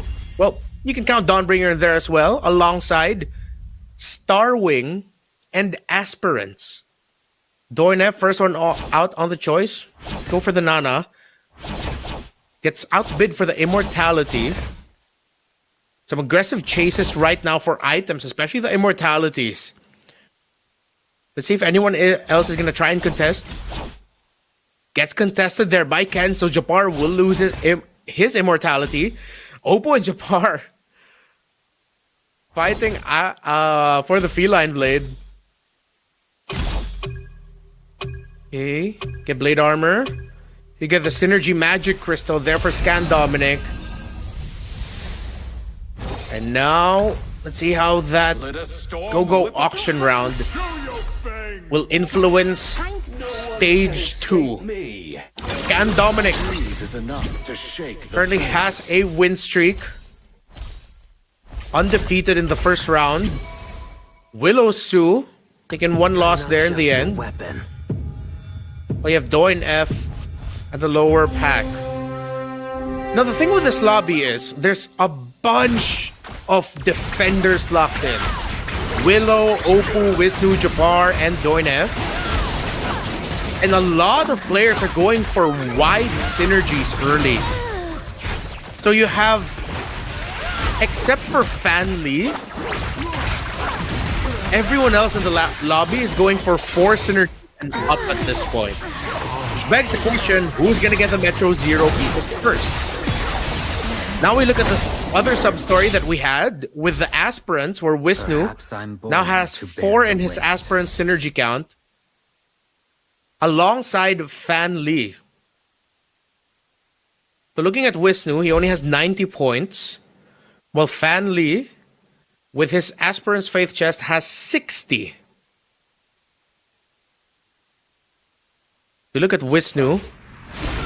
He's going for some aggro rerolls here. He's taking it easy. He's waiting in his lobby. Focus up right now on Willow. Opposite. So he puts his hologram right directly in front of where the carries would be. So it's a mirror placement, and that works out very well.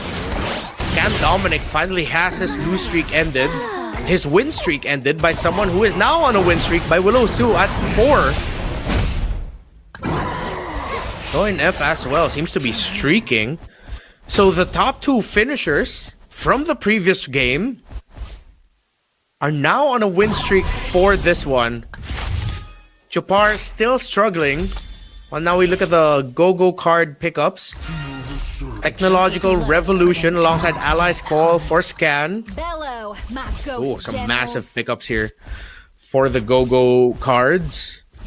Japar went for Golden Era Plus, so he has 10 free shop refreshes. Fan Lee with parties opening, so he has an extra capacity. He'll go up to 6 as well. Or I believe he should be at 7, so he says level 6, and now he has 7 in his capacity. Wisnu went for the Hunt. So Wisnu is going to be focusing towards marksman and basic attack built heroes. Golden Staff, Demon Hunter, Sword, Sea Halberd. He can eventually serve it to, if ever he doesn't want to lean towards marksman, go for weapons masters. But it seems like he might be leaning and focusing onto the idea of marksman already for the remainder of this game. Doin F went for Allies Call, so starring up a hero grants 1 random hero with at least 1 shared synergy. Vault Upgrade Plus. So Oppo now has probably one of the strongest economies in the game. He's playing Cho and he has Vault Upgrade Plus. He got 18 gold on the pickup of Vault Upgrade Plus, and his interest limit has been increased. So that is now going to be actually one of the biggest threats in terms of the economy management for everyone. So Willow and Ken cannot get comfortable alongside Scan. Still very close. As we look at Japar, not going to be good that he will go out of this with a loss again. Couldn't get a streak going, so now he's at the bottom. Unless, can this Hanabi actually do it against this Ruby? The answer might be no. It is up against Haslos. He goes down. Fan Lee, you see him reacting at in his cam. He just lost his round. But Japar is now in a difficult spot because at this point, you'd want to either get a lose streak or a win streak so that you could just start getting a little bit more economy, a little bit more extra gold. Because if you win-loss trade at the bottom of the standings, that's not as good because you're slowing down your own economy growth.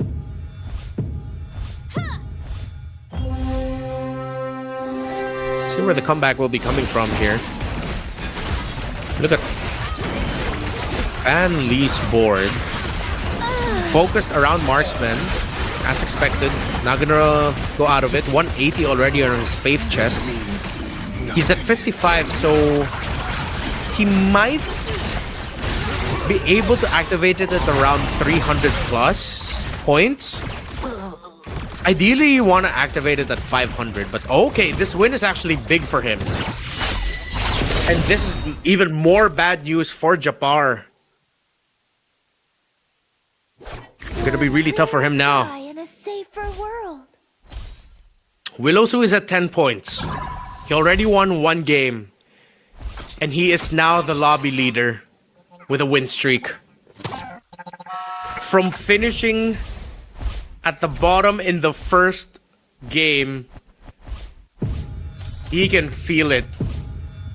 Fan Lee, on the other hand, he just needs 6 points. Willowsu needs 8. He needs a second place finish or higher. While Fan Lee just needs a 4th place finish or higher. What a tight game.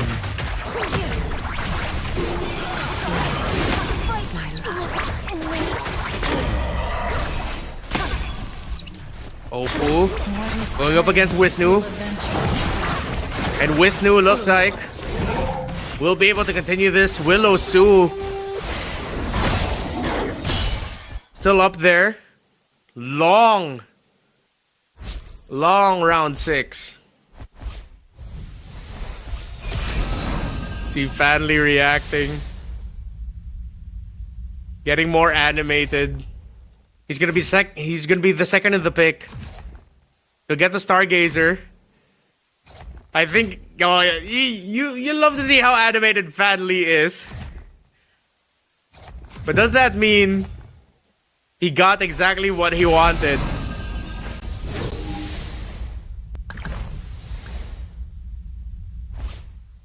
Join F is another person who could potentially get the championship here alongside Ken. Oppo is at 13. He needs 5. So for Oppo, he just needs a 5th place finish, if I'm not mistaken. Yep. 5th place or higher for Oppo when he goes in. But did see Oppo win it out in the very first one.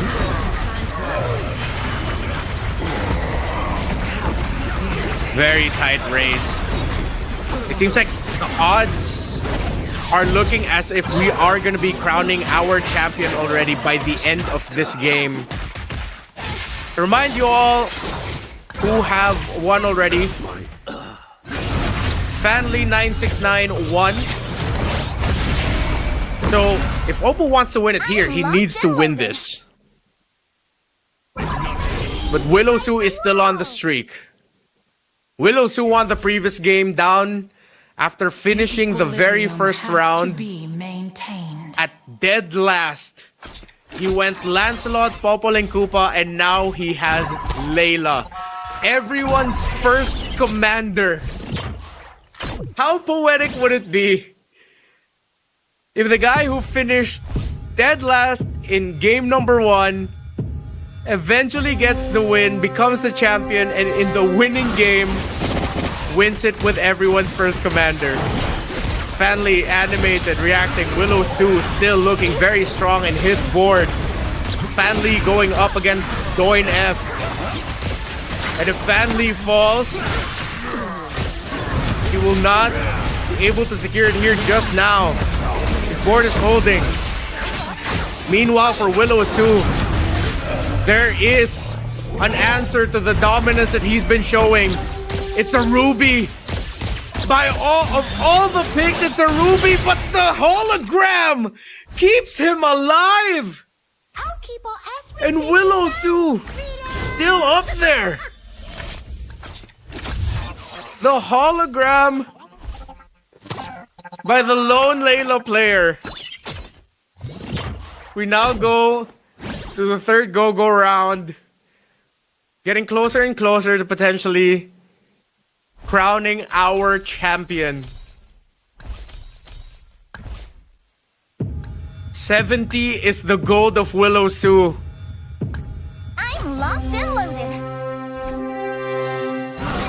Turnaround moment potentially for Wisnu. has last resort.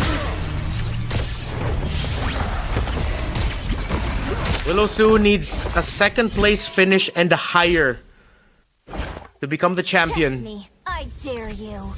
Leave it to me. Very aggressive rolls now, actually all across the lobby. Aggressive re-rolls by those who have the gold to go for it. Exorcists. What doesn't kill you? Without honor. Target acquired. Spread the magic and happiness. I must not go too far away.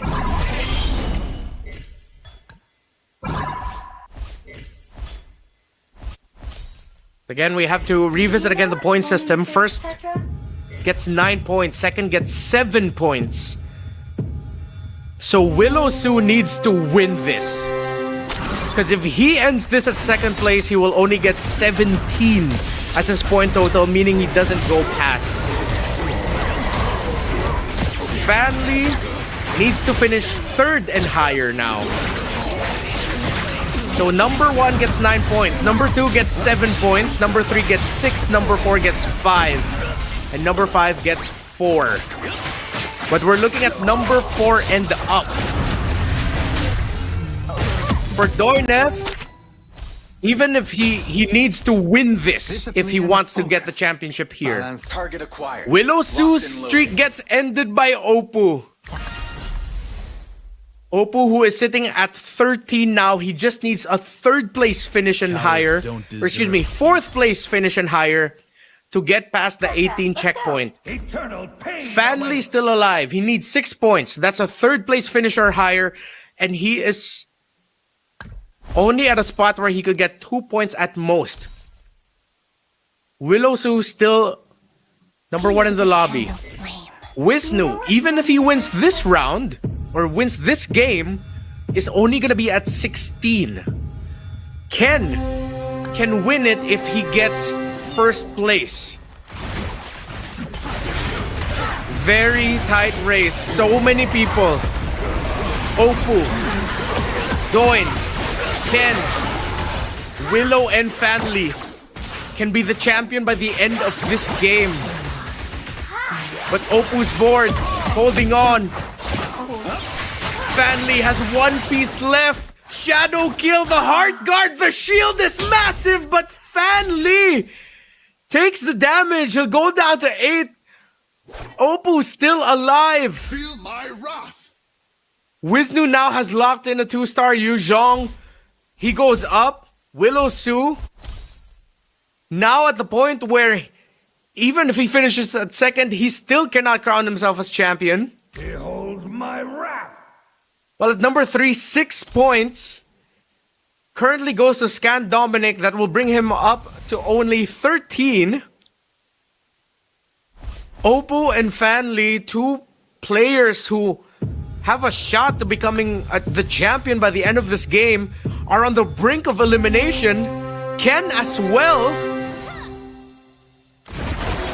Japar, this might be his comeback era.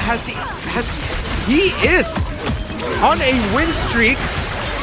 Fanli's board gets absolutely obliterated by Scan Dominic. So Fanli still has to wait. I know a bit of Indonesian and I know what he said, but I would have said the same thing if I knew that the championship was that close in my hand and he finishes last. This is high octane, high drama, MCGG action. First picks, Doinef is going to get an extra body on the board. Oppo goes for another Star Wing, Bruiser and Japar. The Ice Queen wand for Scan Dominic means someone's going to be getting even more spell vamp. Willow Su still very strongly sticking to his marksman-focused lineup. But Ken has a 3-star Nana. Ken, who only needs 8 points. But that means he needs to finish first if he wants to be the champion by the end of this game. Doinef, Oppo. Well, Japar, his win streak just ended. He is sitting at 6. Wisnu, on the other hand, even if he wins this, will only have 16 points, meaning that he's too shy of the 18 checkpoint mark.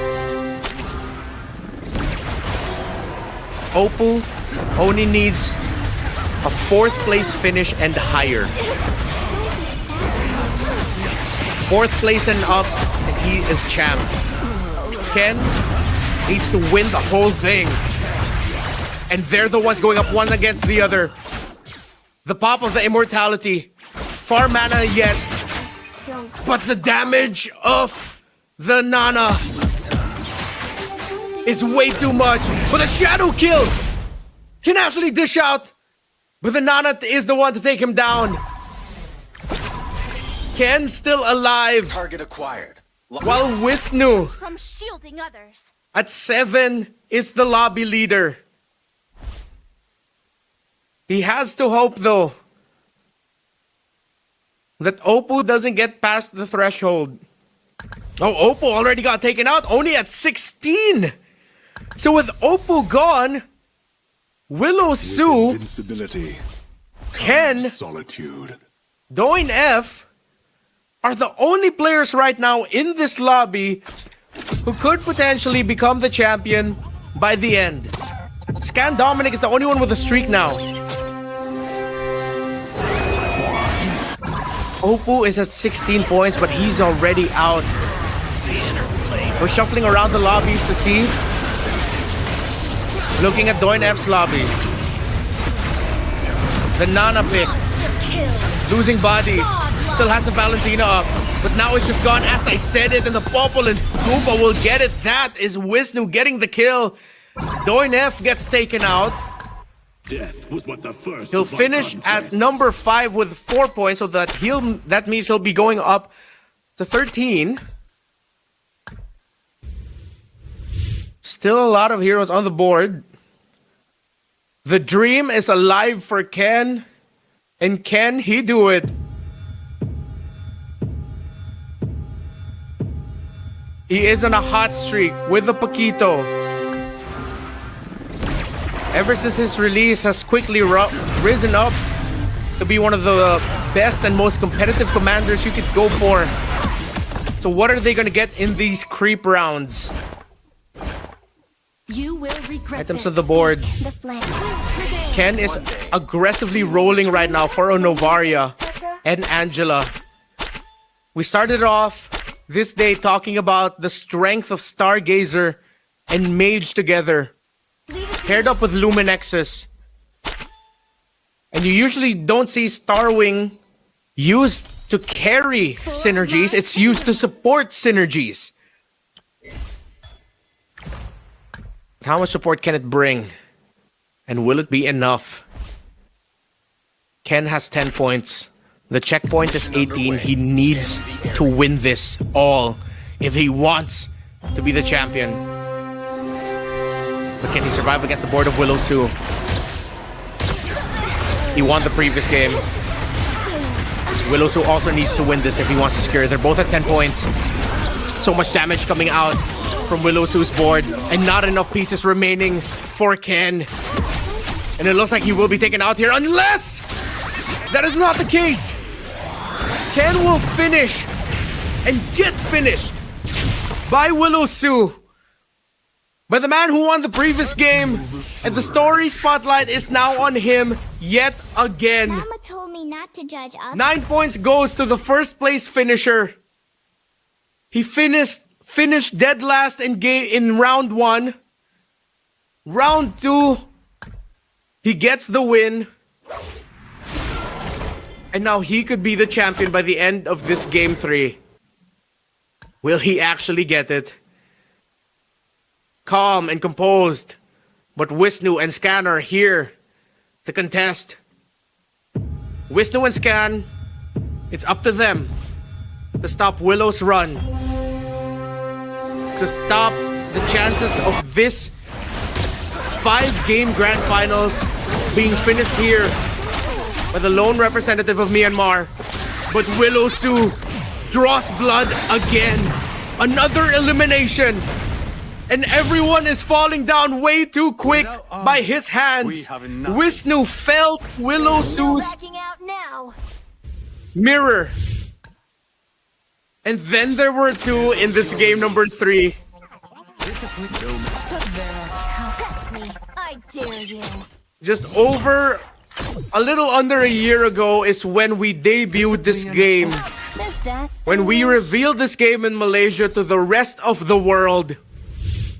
To show us that there is a new rising star Through life. in this genre. For many years, Up the energy here. we delivered banger after banger. World. But can Willow Su now go to go one? Wisnu trying to contest that, trying to stop it. How much damage can be dealt at most by this board? We're seeing the perspective right now of Willow with the Layla, with everyone's commander, and he gets it. Willow Su with everyone's first commander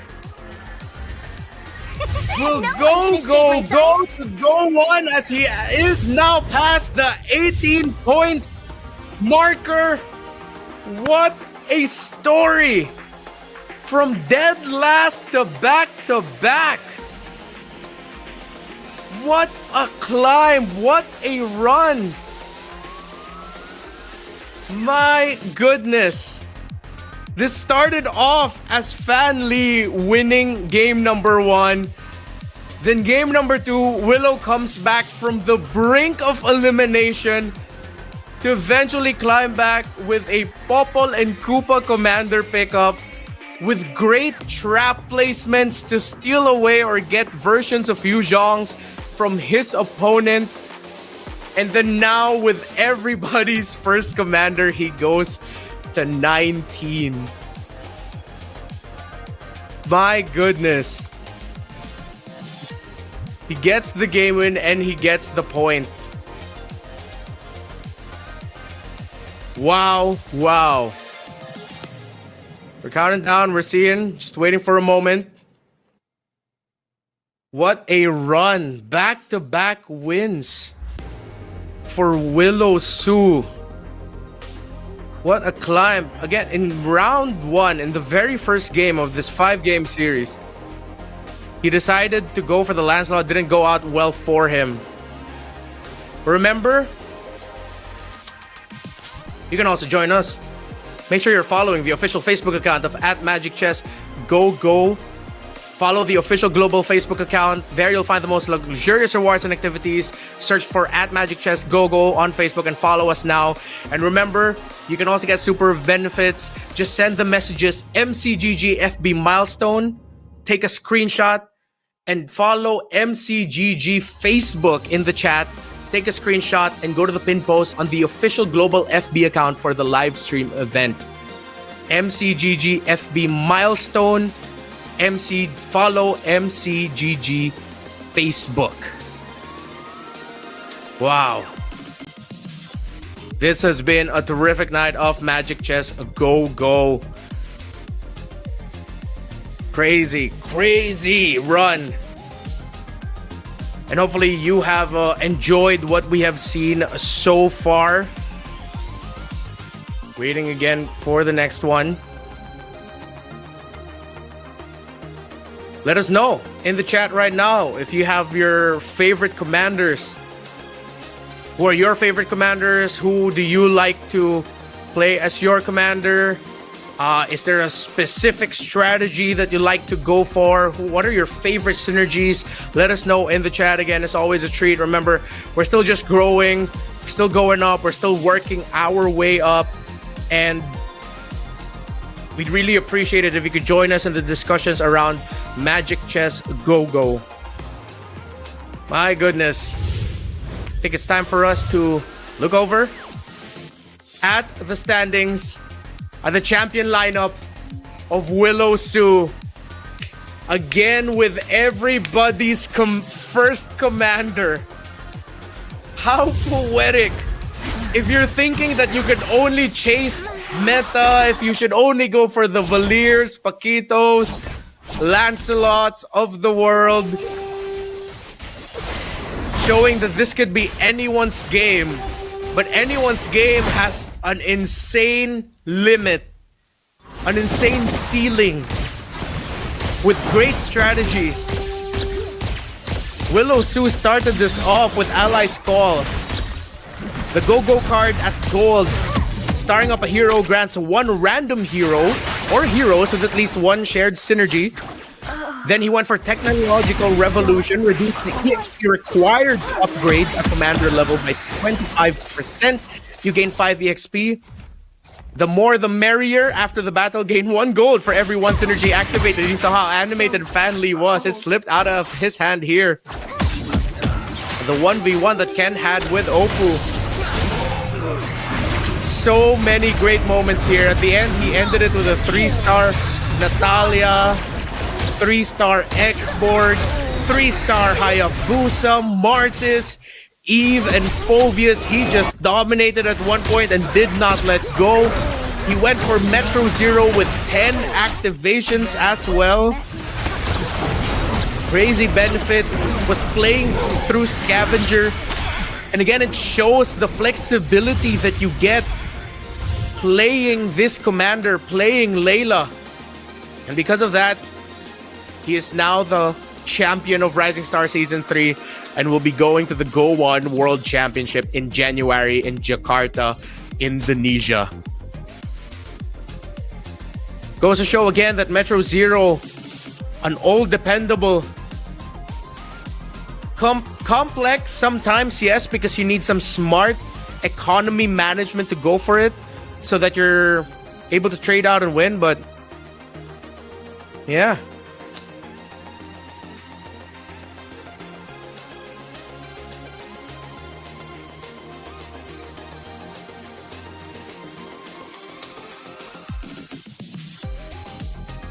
First past the post. He's a champion, but we still have to play. We still have to play to see who will finish in 2nd, 3rd, and 4th.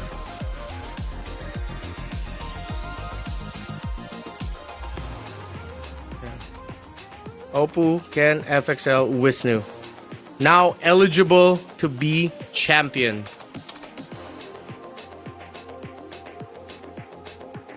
So it's Oppo, Ken, and Wisnu. We're waiting to see. We'll be going at 2, 3, and 4. Well, let's see if there could be some turnarounds. Maybe. Will there be? But he is past the post already. 19 games. Or 19 points, playing 5 games. We're just waiting now for the next one to start. Remember, let us know. All right. So, just have to wait and double check. Willow Su, there is actually still a possibility. So he needs to commit, and we're just gonna have to double check if that means that he needs to get a first place finish. Does he need to solidify another first place finish, or does he go?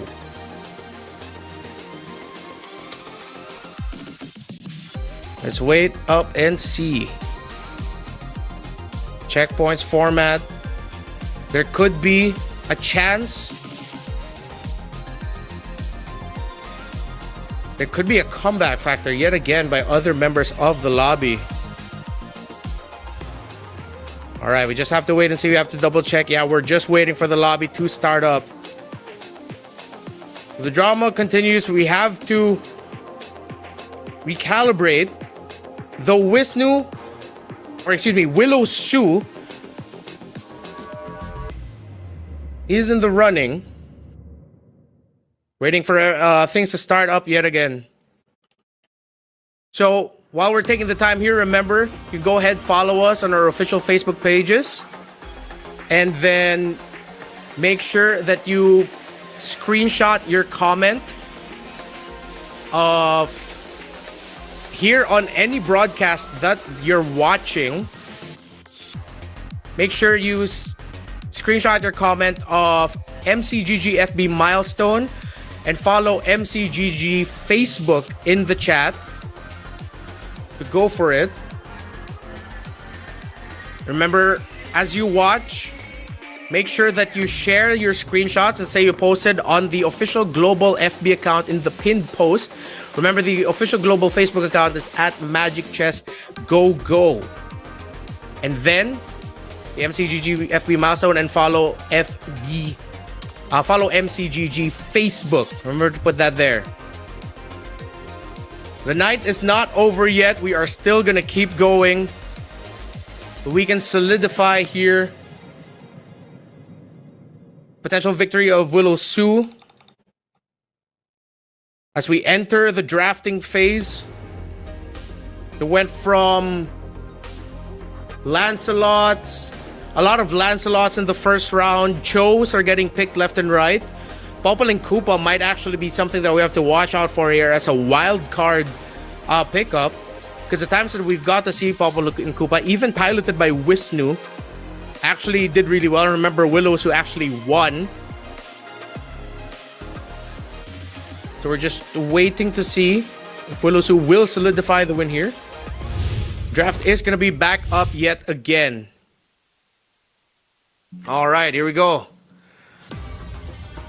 Lots of Lancelots, Paquitos, Chos, Nanas already used. Lunox was the opener for Fan Lee. What are they going to be going for?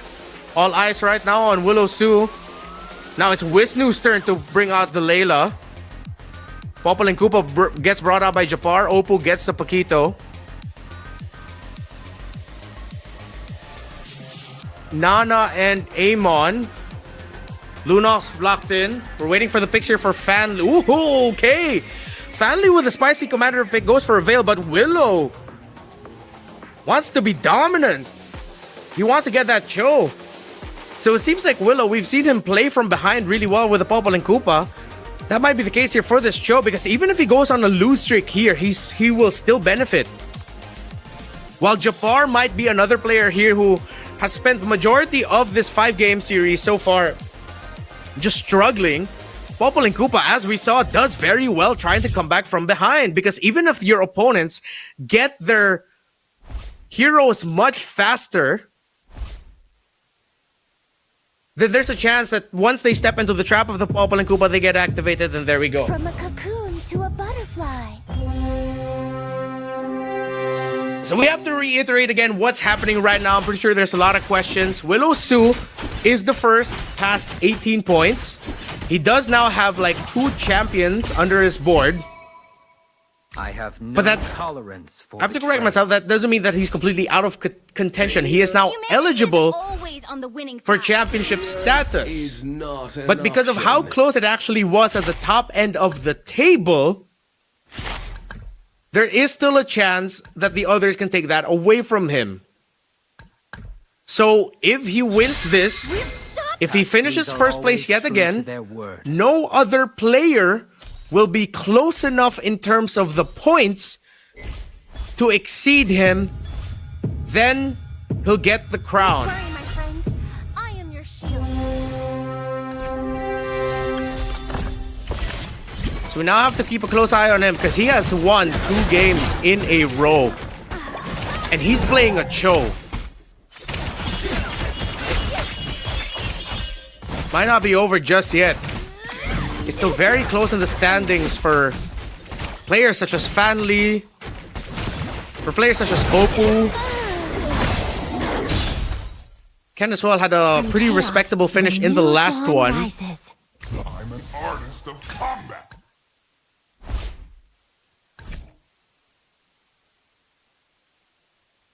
So now we're looking at the board of Doin F.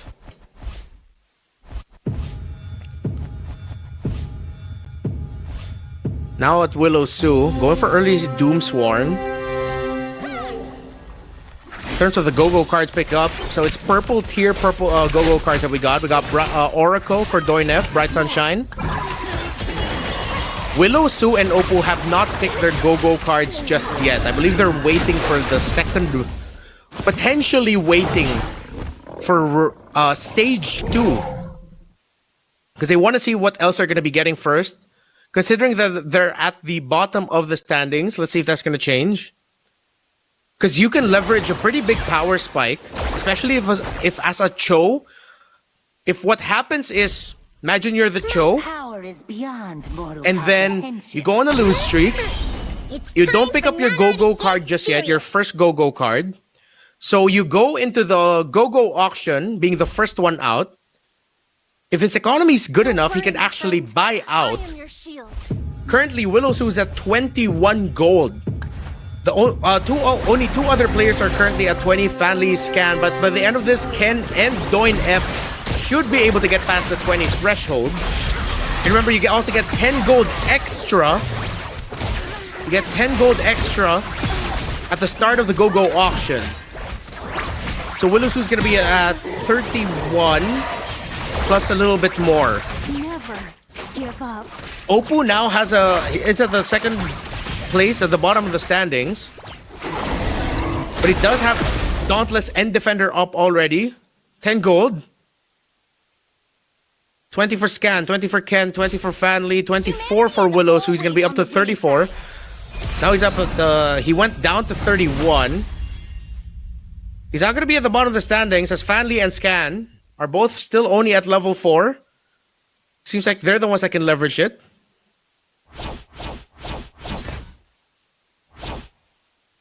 We got a Valier. Cho. Trying to see where Willow Sue's gonna be going. There's a Paquito.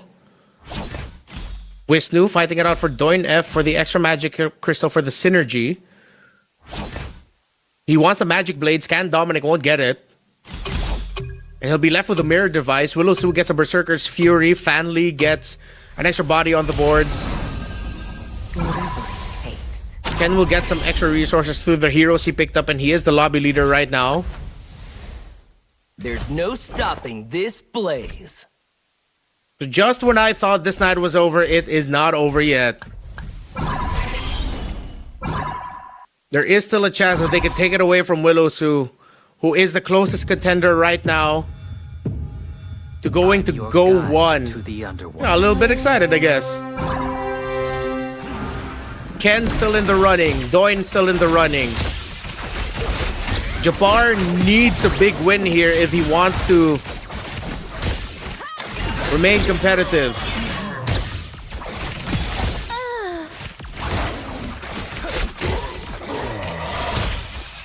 Oppo is going to be winning his lobby. Very strong early combination actually with what he has. So Ruby is one of the most sought after pieces that you could have on your board if you want to go for Metro Zero, if you want to build a strong front line, as she is both a defender and a dauntless. Stronger the curse. So when that happens, she can the Ruby player can put in another dauntless piece. Sadly, there is no other dauntless through Starwing. Stargazer and Starwing go hand in hand. Can bring in the Matilda. And then that can be an early launch pad for going up to a Metro Zero shift. Willow Sue still has not locked in his first go-go card. Everyone else has it already. Frontier Blitz for Doin F. So for Doin F, what you're going to be seeing in his board later is that his carries are going to be on opposite ends of each row. So on opposite ends of each row, the heroes there get 35% hybrid attack. So we might be seeing him go for the line, the side line formation if ever. Airdrop command for Wisnu. He obtained 3 gold 2-star heroes early on. And that's why he's building through the Fanny and going for aspirants. So I think he's going to be trying to maximize the faith points there. Willow already has locked in his first go-go card, and it's going to be counter action With the commander's HP is below 45, gained 3 equipment chests, and he also picked up Manic Slam. It's a golden staff. Allies with golden staff gain 1.5% extra attack speed for each basic attack. So Willow Sue's going for a sudden mid-game power spike through marksman with Granger, Layla. Even has that Hanabi there, but the Hanabi isn't a marksman. It is a ranged piece though that shines through basic attack.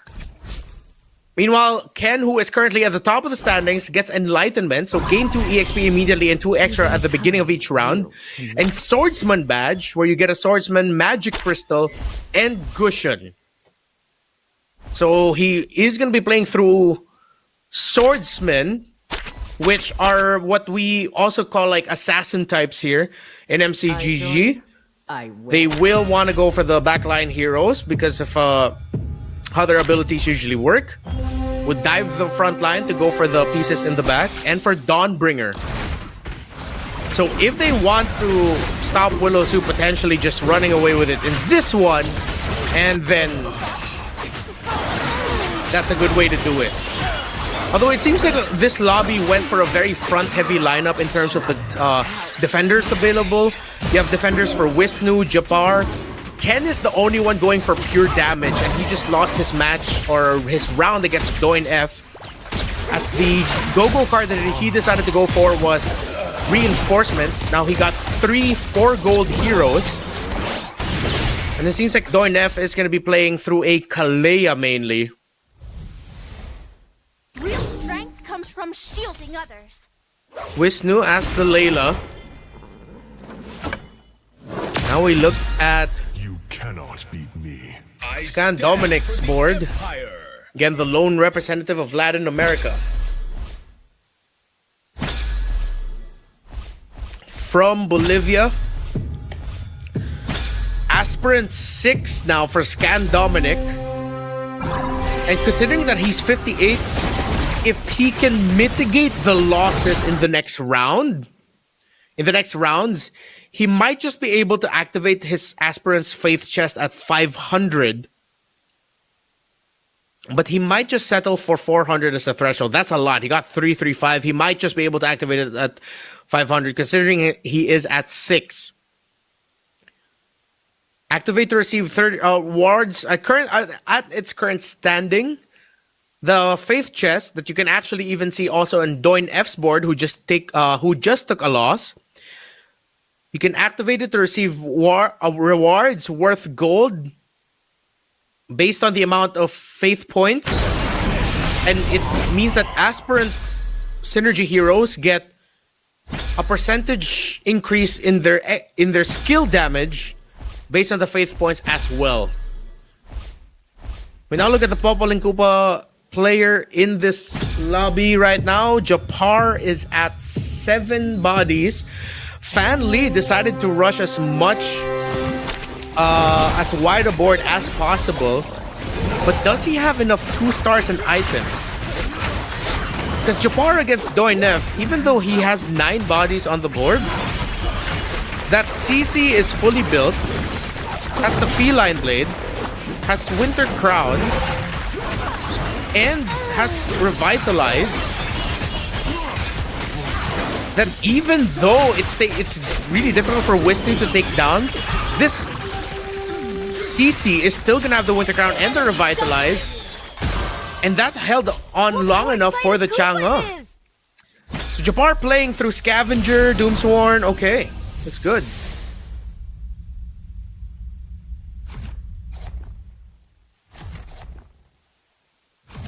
$16 for Oppo, 13 for Scan, 13 for Doin. Ken at 15, Wisnu at 14, Willow Sue at 19, Fanley at 969 at 13, Japar at 8. Remember, we're still going, but Willow Sue is the first one eligible to be champion at this point because he is past the 18-point threshold, and he has now won 2 rounds under his belt. We're playing 5 games. If Willow Sue wins this, that means that will finally officially solidify him as the champion. Considering that he will no longer have anyone be able to chase him in terms of points. Because his potential max points is going to be way too high, and at that point he will be champion. But it has to be a first place finish. But currently, as it stands, he is the strongest competitor for that. But if you're Willow-Su, you're avoiding a finish in 7 or 8. If you're Willow-Su, you would want to get maybe at least 5th place and up. At least with 5th place and up, you get 4 points. You're still going to be at around 23.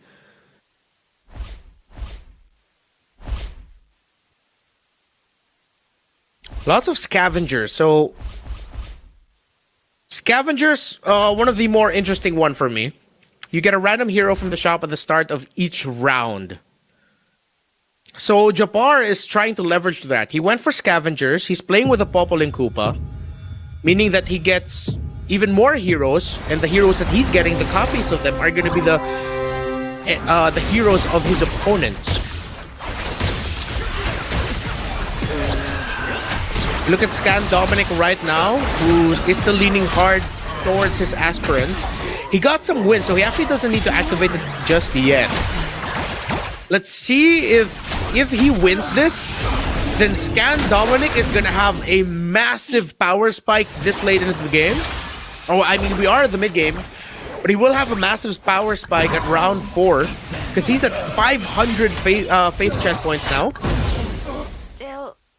Which means that at this standing, he could get 59 gold and grant Aspert's 59% extra skill damage. And the fact that his X-Borg also has the Aspirant's Magic Crystal is massive. X-Borg is a frontline hero. He's Dauntless, he's Metro Zero, yeah, no Metro Zero activation yet. But he is one of the more higher damage dealing Dauntless pieces you have at 5 stars. Excuse me, 5 cost and at 2 stars. It has Revitalize and Anti-Cuirass. So we have to keep a close eye on Scan Dominic's board later on, who did go for Healing Fountain. So he recovers 3 Commander HP each round and gets 6 gold too. He got the Aspirant's Badge, the second one. Meanwhile, Transfer Initiative, Apex Weapons, and Healing Fountain for Fanli. So, Equipment and Economy is what they're chasing for. Scan Dominic has 29. Doin F, though, could be another person to watch out for who has 50 gold under his belt.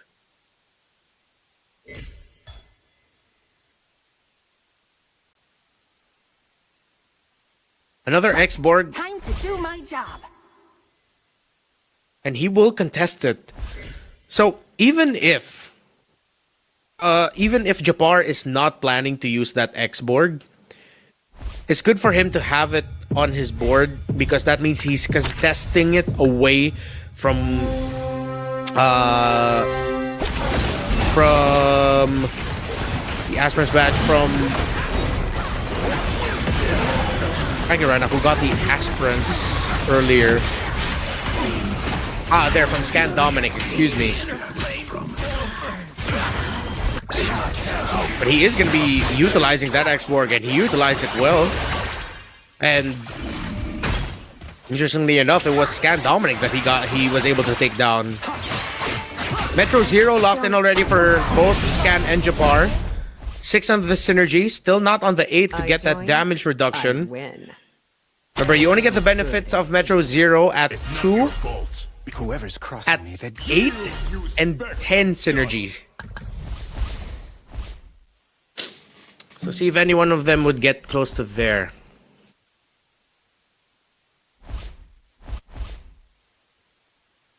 Okay.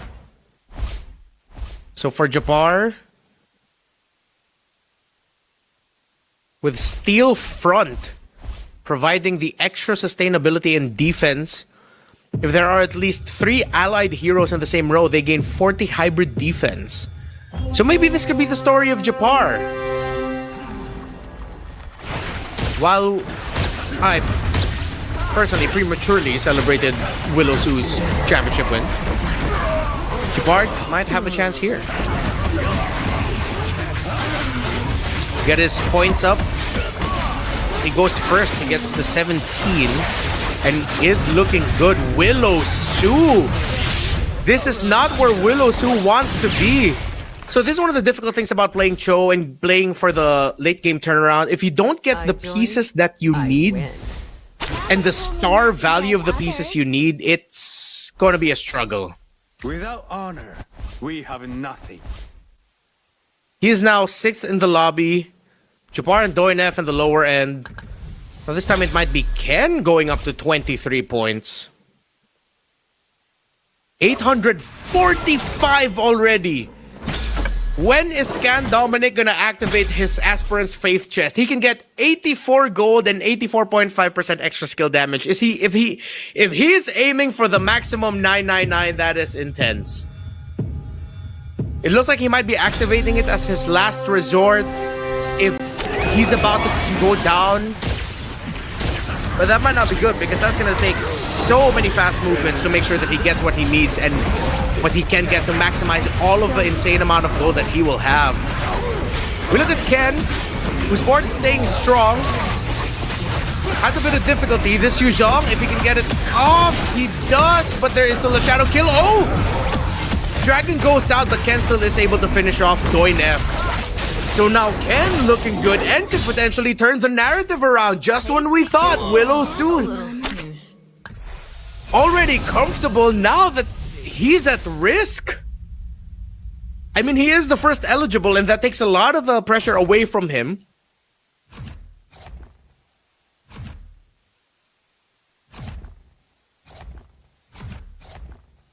But it all is still very close.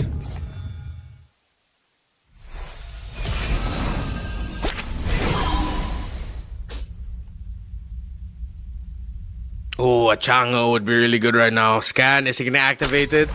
He is at 18. Is he going to activate his Faith chest? Yes, he finally will. No, he won't. He won't. He won't. He still won't. Is he confident that he'll be able to win this next one? He has 18 seconds on the clock. Let's see if he'll actually be able to get it. Jabbar now at 10. Jabbar is in a hot streak. He reactivates 6 on the aspirants. Eyes on Willow Sue. Or eyes on Scan Dominic. Scan's gonna be going up against Ken, and I think he might actually be able to take this considering that X-Borg is still very, very healthy. Could be a risk though. But a risk he's willing to take. Not a lot of answers for this X-Borg. For Ken. Shadow kill goes off. Valentina and the Angela and the X-Borg still alive. And now he activates it at 999. Full value for Scan Dominic on this Aspirant's Faith chest. Target acquired. Locked and loaded. Scan Dominic. Aggressive rolls. 3-starring the X-Borg. He just went full send.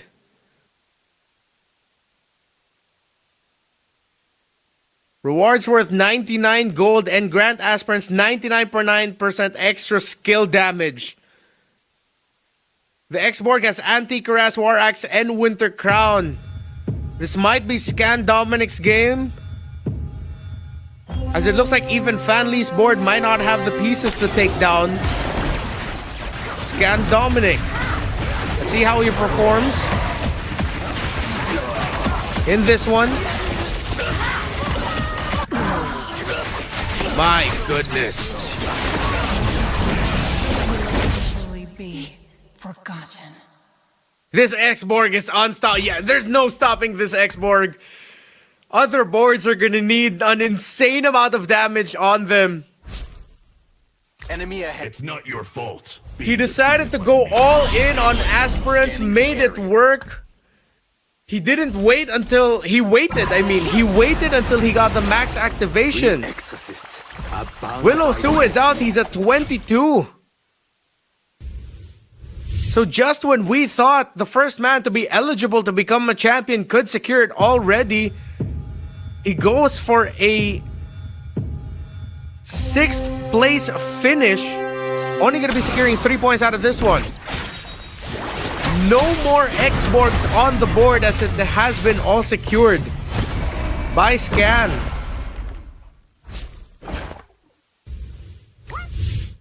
I see. Or were those other ones copies as well? My greatest weapon is my imagination. No, it's really looking like all X-Borgs have went to Scan Dominic for sure. Hero pool manipulated to his favor. Other boards for Ken, Wisnu, and Fanli, they all have 5-cost 2-star heroes each, all built with items. Fanli's Angela has a Dominance Ice, War Axe, and Feather of Heaven. Scan Dominic's own Angela has an Enchanted Talisman, Ice Queen Wand, and the Holy Crystal. Come on, look at the damage on this X-Borg. There's nothing gonna stop this right now. They'll still have a Winter Crown. Even the initial spins of the last Insanity way too much. Legendary! Scan Dominic might have just shown himself already as the guy that's gonna be taking first place here. Fanli gets to take down Ken. But Oppo actually got taken down by Fanli's, or Oppo took down Fanli's mirror. Meaning that 4 and 5 might actually be the strongest in this lobby right now. My imagination. 3-star Nana secured by Oppo. Okay, now there's 2 5-cost 2-star heroes for Wisnu. But he has no items on his Minstatar just yet. And he's not playing for Dawnbringer either. So he's just going to be... Oh, he finds a Dawnbringer piece to put in. He already had the Valentina there, excuse me. So move it there. While we look at Ken. Blade Armor, Blade of Despair, and Dominance Ice for backline Shred. So we look at Ken's board. And it's just similar to everyone else. Because of the full max use of the Aspirant's Faith Chest, it really doesn't look like there's going to be any contender to Scan Dominic's board. We're seeing Oppo's board go up against Wisnu. It'll be a win for Oppo. Wisnu goes down to 6. He's still standing. We're down to the remaining 5. And now we only have one question left. Can anyone stop Scan Dominic, the representative from Bolivia? Mercy. He maxed out his Aspirant's Faith Chest at 999. No one in this world. Meaning that the X-Borg in his board that has the Synergy Crystal for Aspirants is an Aspirant. And his last Insanity, his 3-star X-Borg, is dealing almost 100% extra skill damage.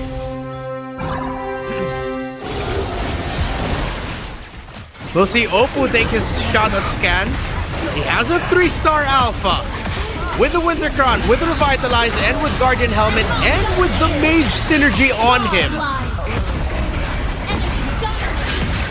But just like everyone else, it will fall to the X-Borg. Legendary! Barely any dent. Unstoppable.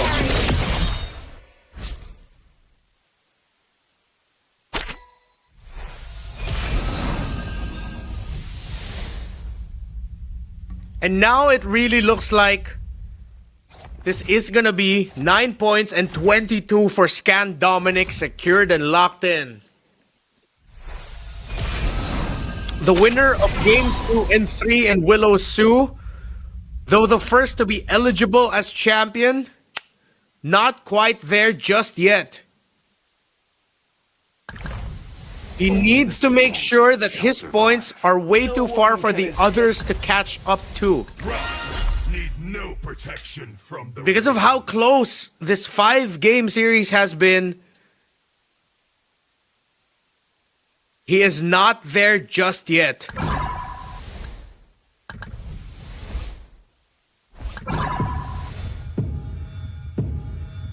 This is how close things can get in MCGG.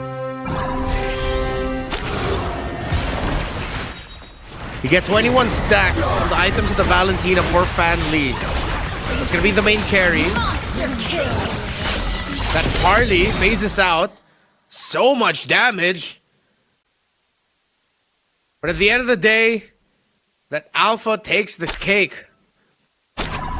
Scan Dominic eliminates Ken, and he is still on his streak. So now you have Fanly and Oppo trying to make the most with what they have, but they barely have resources. Oppo is now at 2 gold. He's buying and trying to buy and sell heroes to get up there, but don't think he has the resource anymore. He sells a piece, goes up. One life is My protection. He sells some high-cost multi-heroes, multi-starred heroes. Matching rivals here. Very aggressive buy and sell is happening right now for Oppo to try and hold. Let's see if he'll actually get it. He goes into... It's a bit more Shadow Cell in there. He now goes for Weapons Master, Shadow Cell, and Bruiser as his main focus. So tanky. Scan Dominic. Still. Oppo's going up against Scan Dominic's mirror, but Oppo, wait a minute, actually wins against the mirror of Scan Dominic. While Fanly takes the L. It seems like the huge play that Oppo just did for the buy and sell to completely shift his board to go for strictly just a Weapons Master and Shadow Cell Bruiser focus one life is working out. He'll now bring in a Mincitar, so he gets a bit of Guardian there.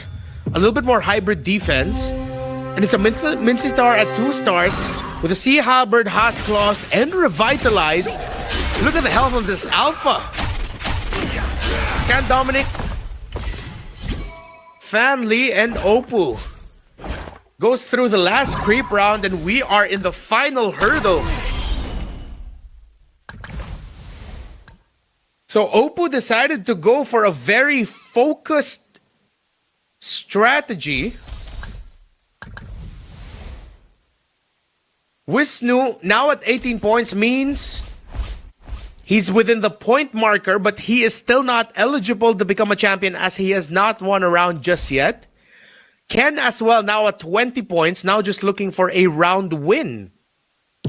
But we are playing 5 games max. So if this goes all the way to 5 games, then we are going to be seeing who actually ends it with the most points.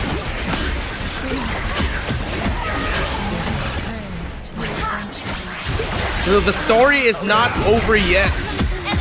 The Alpha, the strategy to go for the buy and sell worked out. Oppo gets the win against Fan Lee.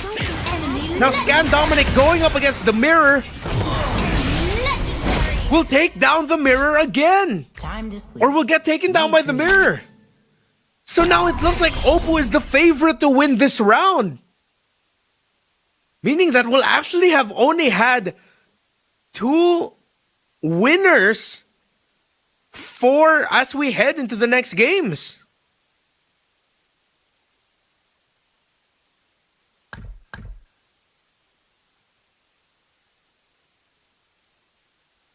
We are at round 4. The story is Oppo went all in. Shadow Cell, Weapons Master, Alpha hard carry. Scan Dominic went full 999 activation on his Faith chest.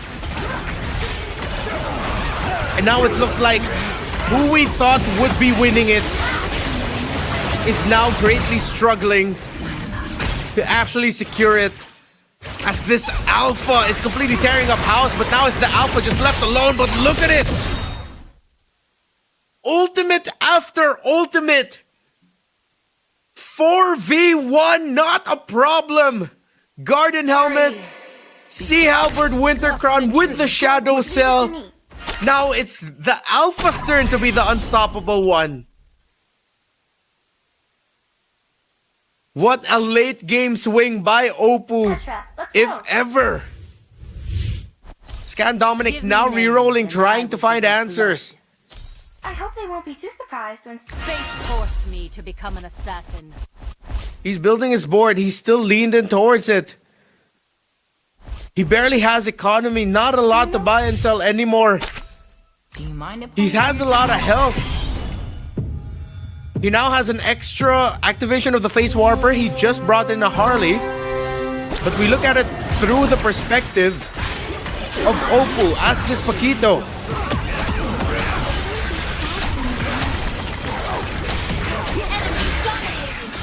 And once again, it boils down to X-Borg.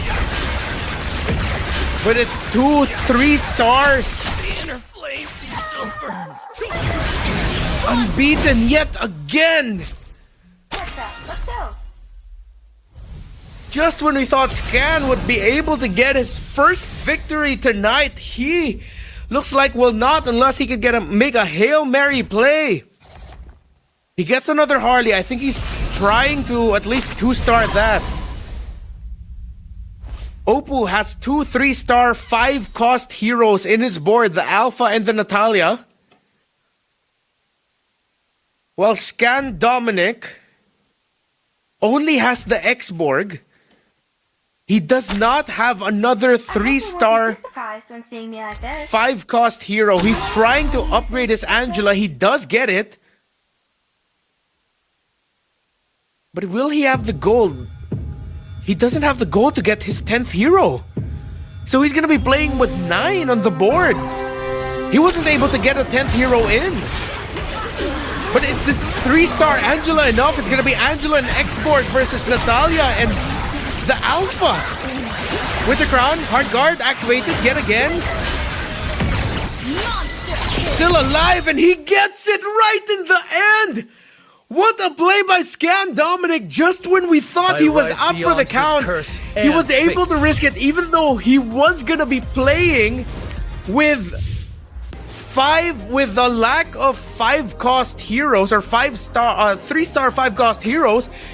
He was still able to take the cake. It was 9 heroes against 10, but it was a full-built Angela and X-Borg, again empowered by aspirants, against a full-built Natalia and Alpha, who are both benefiting off of Shadow Cell, but the benefit of the aspirants was more than enough, but it was very close. So the guy who dominated for a good amount of the mid to the late game, only to look like he would actually get taken out by Oppo, who came out of nowhere, who already has 1 series win under his belt. That wasn't the case. Scan Dominic still holds on. That was a tremendous exchange. So for the Go-Go cards, Scan Dominic actually had Frontier Blitz. So that's why we saw his pieces go into opposite ends of the board for that extra 35% hybrid attack. And then he went Healing Fountain.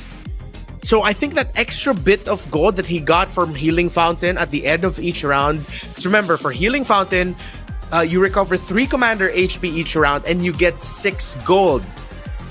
So I think right there at the end, he was just able to get a little bit of HP to make sure that he wouldn't get taken out. But then most importantly, that 6 gold was enough for him to just re-roll and eventually just able to get the 3-star Angela. What a sudden swing.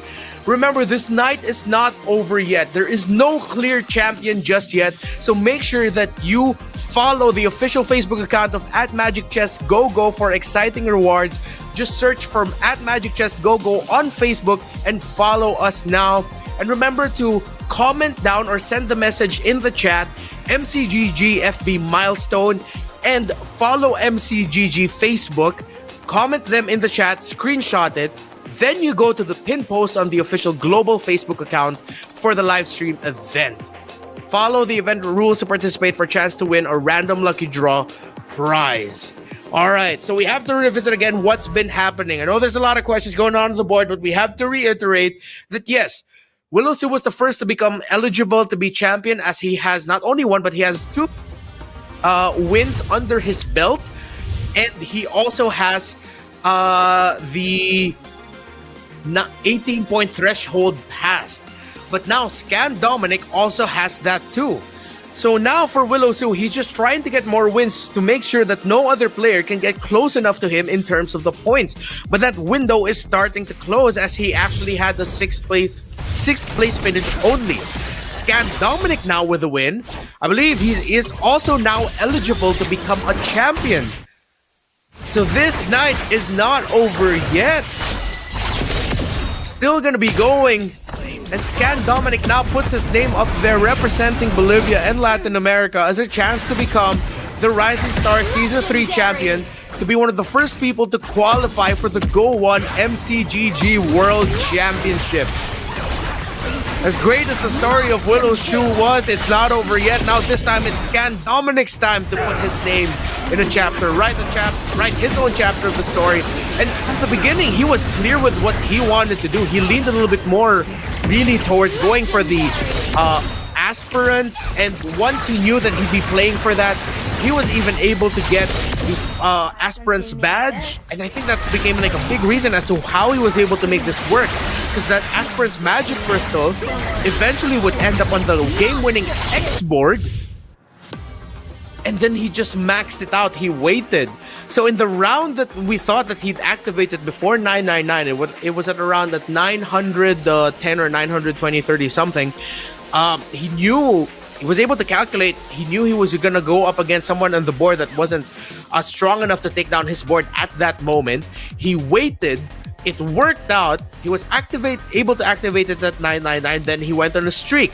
Although you have to commend what Oppo did there, because eventually he decided to change his lineup, strictly mainly focusing first onto Weapons Master, Shadow Cell, and Bruiser, and then being able to bring in a defender in the Mincetar so that he has some extra bit of defense as well for all of his pieces on the board, and sort of like another carry in a way, although his true carries are actually the Natalia with a mage synergy emblem on her, mage synergy crystal on her, and the Alpha. What a play! You have to commend how Scan Dominic and Oppo actually played the last fourth stage. It was actually just brilliant maneuvering by those two, and also a good amount of luck of the draw. They were able to make the most out of their go-go cards. For Oppo, it was Trust Fund, gaining gold upon reaching level 8, 9, 10 respectively, 15, 20, 25. Rising Festivity, so he was also able to get more economy through that, but at that point he was gaining he was like level 10 minus 5. He was already getting like 5 gold heroes consistently, just playing for the Alpha and the Natalia. Then he went for Glittering Jewels for the 9 free shop refreshes there at the end. Fanly as well with a strong showing, but because of how fast Oppo and Scan Dominic were able to get all of their 3-star, 5 gold, 5 cost, was way too much. Willow Su is not the champion yet, but he was the first eligible. But now Scan Dominic, Ken, Fanly, and Wisnu are eligible as well. But we are now reaching the 5th round. The 5th and final round of tonight's 5-round night. And by the end of this, there can only be one, and there will only be one champion. Will it be Willow Su, who we thought by the end of round 3 potentially could have already locked it in? But after some calculations, we realized not just yet. Not just yet, Willow Su. Because of how well the others got to perform, because of how high their points were, there was still a chance for them to overtake him.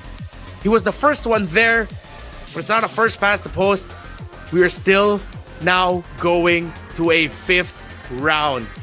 Put down your predictions wherever you're watching, whatever chat, whether it's going to be the commander picks for all of them. Remember, we're going for unique commanders. They cannot repeat the commander picks that they have already played in the previous rounds. Who do you think is going to be going for an aggressive strat? Is someone just going to try to dominate from the beginning? Although that rarely works out. at this level of Magic Chess Go-Go, as you can see, all of these professional players, you can call the professionals at this point because of how they're playing, they are leveraging economies at round 3 and round 4 incredibly well. Whether it's selling what's once the main piece of their lineup so that they could just get even more resources so that they can go for the, how do I call this? Higher cost heroes. Then they make it work. They work it out. This is so tough to predict. So tough to call now who will end up becoming the champion here.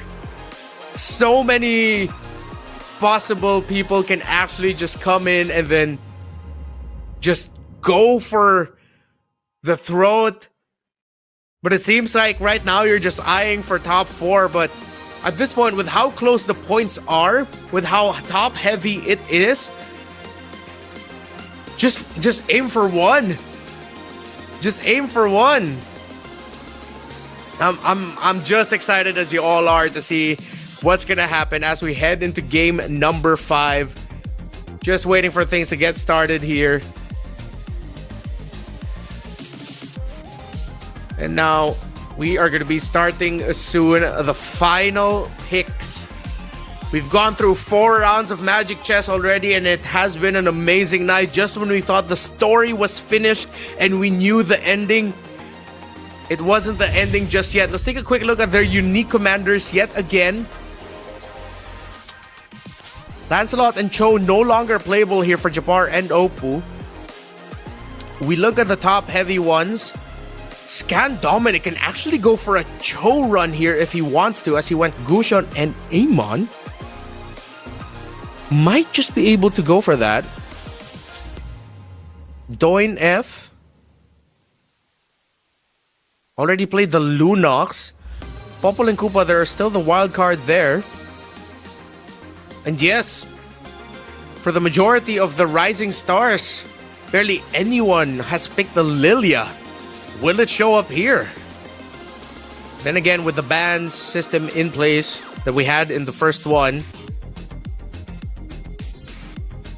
so many questions as to which commanders will get picked by whom. Willow with his first combat, lots of economy, went for combat in round 3 through the Layla. But will he go for a commander that maybe might be good at manipulating economy either through items like the Paquito or the Valier? Scan Dominic can also go for the Paquito, but he's now there's a potential for him to go for Cho. Good amount of Nanas have not been picked just yet.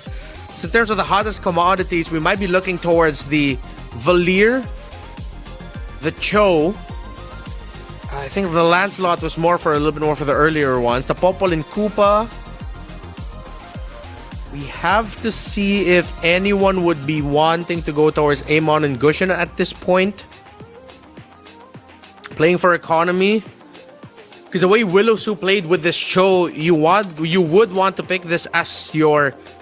Yeah, I would want to win this because I have a very clear idea of how I want to play this game. I'll take a loose, not really a loose strat, but you're going to be taking a lot of hits early on, then you'll hit the power spike. But that's what Scan Dominic was thinking when he actually went for the Layla, excuse me.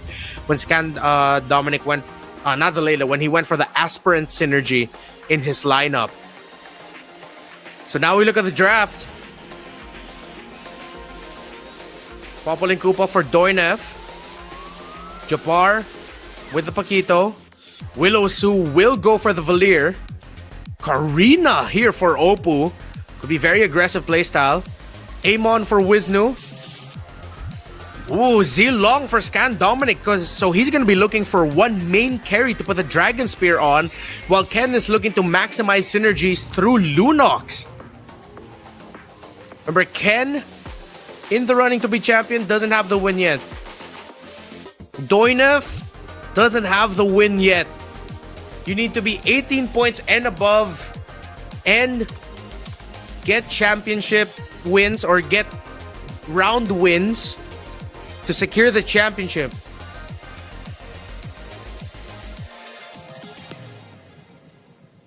You have to relook at the Amon and the Gushin on the board for Wisnu and Fanli, respectively. Of course, Amon. When a hero reaches 2-star, you'll get a shard. 7 shards will be automatically converted into a mirror device. And you can obtain up to 3 mirror devices, and you gain 8 extra gold each time a mirror device is created. So early on, you're going to be looking for the quick 2-star hero rush for the Amon. Get those mirror devices. Save it when you already see your 5 cost or 5 gold heroes. And then that's when you start using the mirror devices. Unless you're desperate and then maybe you'd want to go for a 4 gold 3-star carry. But ideally, you would want to save it for the 5 gold carries. Not wise to confront the realm. Initial go-go cards, it's only going to be blue, so no massive go-go card options just yet. To protect lives. From chaos, the new dawn rises. Those who do not let a storm whip up the souls. So let's take a quick look at what has been picked for the go-go cards. Unlimited expansion for Fanli. Jump the gun, so Oppo trying to rush Commander EXP. That way you get more bodies on the board and you're looking for the carry. Seems like his early game carry is going to be that Ruby. Ken FXL going for Dawnbringer already at 4. So let's see if he's going to swerve out of this or if he's going to keep the strategy, because he can use this to just build an early lead and gain stacks for his items. He got excellent recruit, 3 2-gold heroes. I'm reckoning the Gushin and the Aldous were in that pool as well, or he was able to leverage it to just sell heroes and then have the gold to make sure that he could get the Dawnbringer pieces that he needs. We're now looking at Doino F and Popolin Koopa. Again, with the insane amount of Yuzhongs that's been getting played in the past 4 games, you can see the value of the Popolin Koopa really just getting the copies of that, especially if your opponents get the 5-star much quicker. You can get the copies of those 5 stars as well.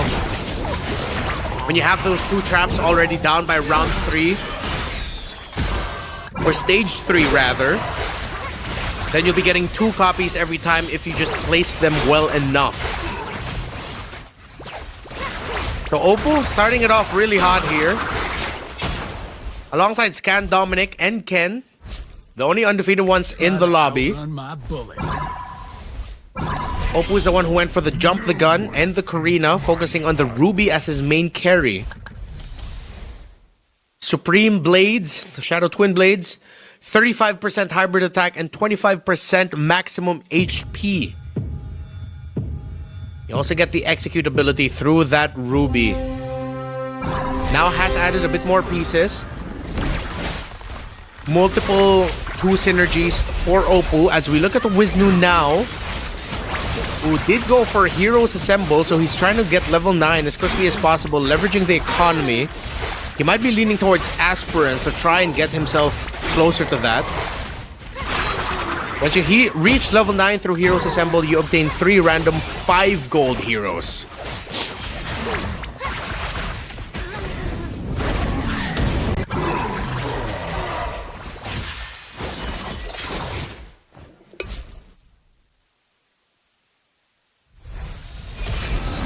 Now we're playing to see who could get the most points at the end of this round. Whoever has the most points and the first and a game win is the champion. But it has become too close of a story to tell. Oppo at 23, Scan at 22, Willow at 22, Ken at 20, Wisnu at 18, Fanli at 19. This is why this night is not over yet. This is why we are still going. It couldn't have ended any better way. To whomever will be crowning the champion, a highly deserved honor. We have to see how they get there first. Let a storm whip up the souls. Shadow Cell now activated for, or at least the Shadow Cell Blessing ended up there. But he was able to buy and sell Wisnu so that he... Okay, he's not going to be going for Luminexes. So aggressive buying and selling of heroes right now. Oh, he was able to get himself an Angela.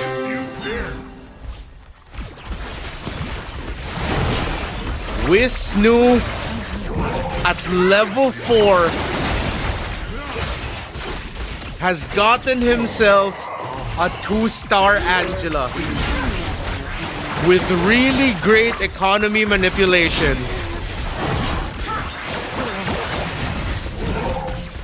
And then, of course, what you get as the Popo or as the Amon with those copy devices, but his front line is not yet strong enough to actually be a threat, as Doinef is able to take him down. But Wisnu decided to go all in and just full building that Angela. He now needs to build the rest of his board, a stronger front line, maybe even a little bit more damage coming out. Another mage piece would be great as well. That's what Wisnu's doing right now as a buy and sell. Meanwhile, in Doinef's board, still having a hard time in it as well, but Poppling Koopa might activate or might get even stronger already once those two traps are activated on the board. Starting from round 3 onward, stage 3 onwards.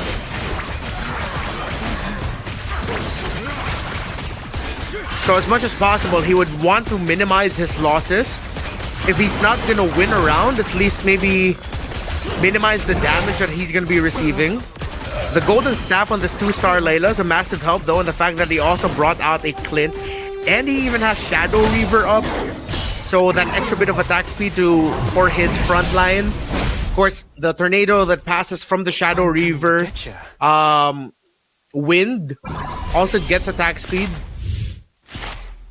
to the allies in the path of it.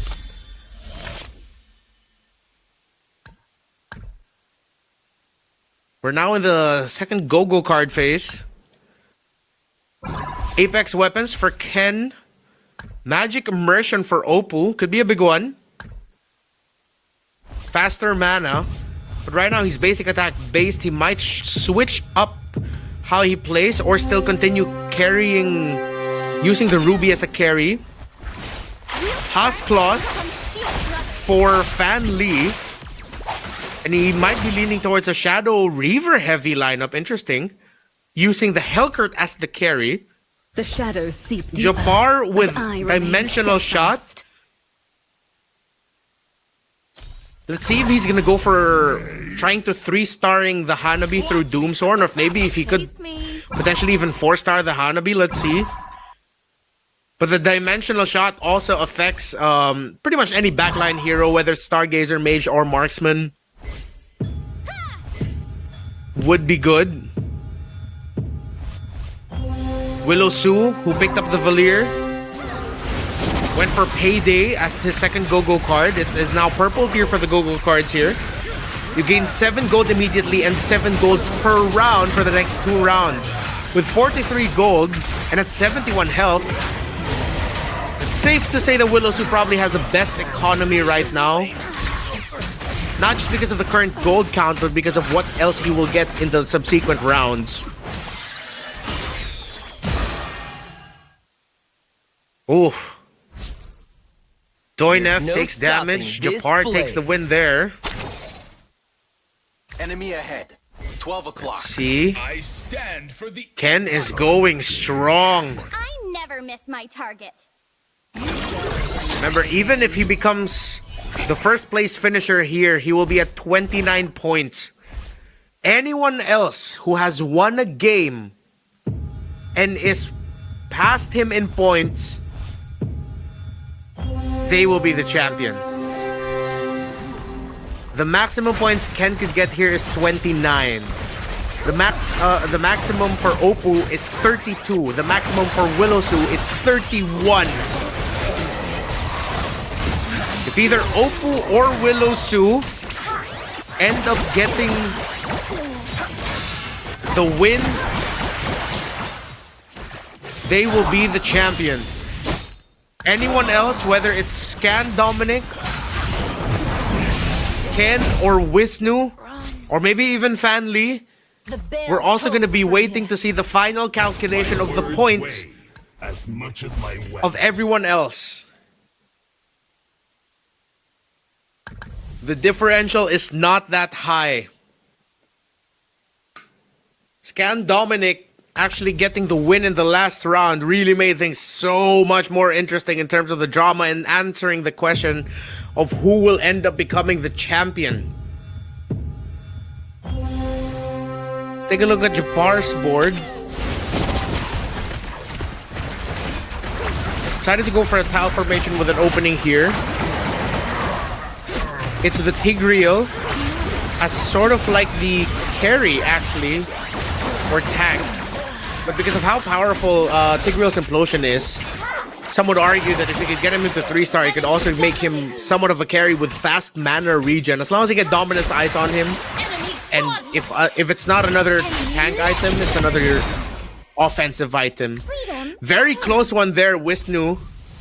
Able to take the win there with this Angela. Oppo still on the streak. And remember, Oppo is one of the players here alongside Willow Su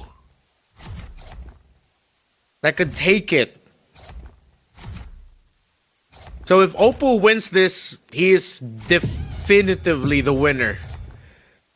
If Willow Su and Oppo are tied, we're gonna have to see what happens. We're gonna have to see the results in the end. For the lost souls. We look at the Gusion now of Fanli. Remember, that's the light sigil. Danger? Huh. Gusion summons That's a my light calling sigil card. displaying a random roll synergy. You drag a hero onto that sigil to grant them that synergy that's being displayed by the light sigil. The sigil then expires, granting 11 gold. You have 3 chances to refresh as the roll synergy. So this is a synergy-based lineup.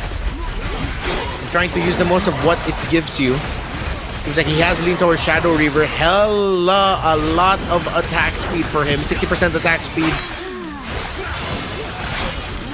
from the wins that he dishes out. But all that attack speed, and I don't think he has enough damage unless that Ruby can somehow turn it around. It does not. The front line able to hold, and all the attack speed actually able to whittle down Oppo more than enough. Japar gets more damaged again. Yet he is not in the bottom of the table. Just enough. As currently it is Doin F who is potentially going to get taken out already by the end of round number 3, round 2 in stage 3 before he could even get it going. So again, that's one of the most difficult things about rocking a lineup that is expected to perform just a little bit better come the latter portions of stage 2 and stage 3, is that if you can't keep your board healthy enough, if there's other people in the board who were just able to get more items or were able to get sharper synergies, scale up way faster, then it's gonna be tough to make work, because by the time that you reach the okay, it's my turn, the gap might have just been too big between you and your opponents, and that's what it's looking like. Doinef's board on its last legs. The Irithel protected in the back line. The bounce, the extra bounce coming out from the Hanabi damage. Irithel still standing, but that Hanzo is too. No more immortality. Irithel gets taken out. Hanabi versus Hanabi. But Doinef's Hanabi is healthier, and he survives. Willow Su now down to 23. And he cannot afford this because he needs to make sure he secures himself at least 28 plus points. He needs at least 6 points to be able to put himself, or 5 to 6 points to be able to end this round and think, all right, let's just see what the math is at the end of this all. Though he was first past the line, first past the threshold, he was not first past the line. Can he find a swing around? He has 2 game wins under his belt.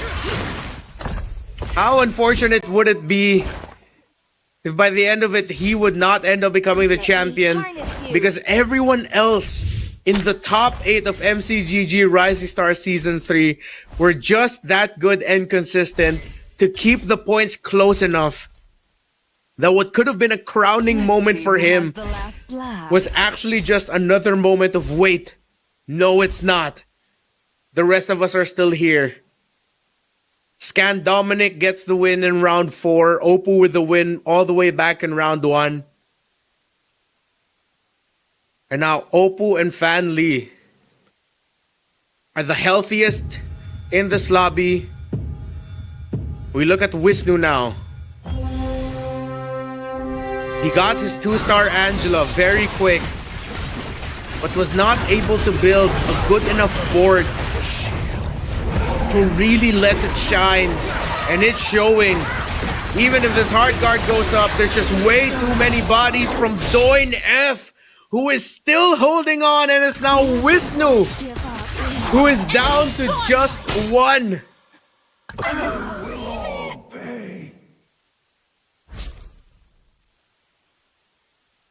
Scan Dominic has ended a Fan Lee streak. If Scan Dominic wins this, he will be at 31 points. The greater the power, and he would be crowned champion. The curse. No one else will be able to We can hang out in the get to that point if he once he reaches 31. 31 points if he gets all 9 at the end of this. Beyond star fetches.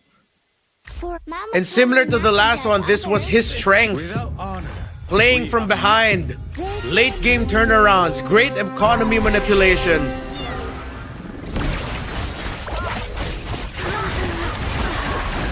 Final look here at Wisnu. As even though he got that Angela very early, he was not able to let it shine. Everyone else got the other pieces that he would want. And Wisnu would be the first one out. Officially out of championship contention. He needed to win this, as he doesn't have a game win yet under his belt. If Scan wins this at 31, Oppo's maximum points will only be 30.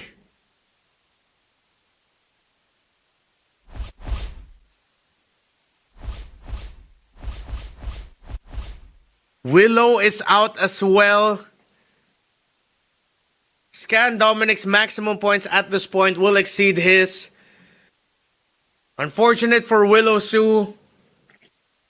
Everyone else in the lobby saw what he did for Game 2 and Game 3.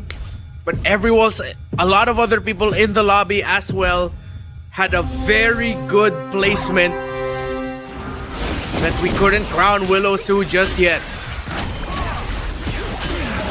So now it falls on Oppo, Scan, and what if Fan Lee? The Fan Lee animated as always. He's not going to be able to survive this round as he will fall down to Ken.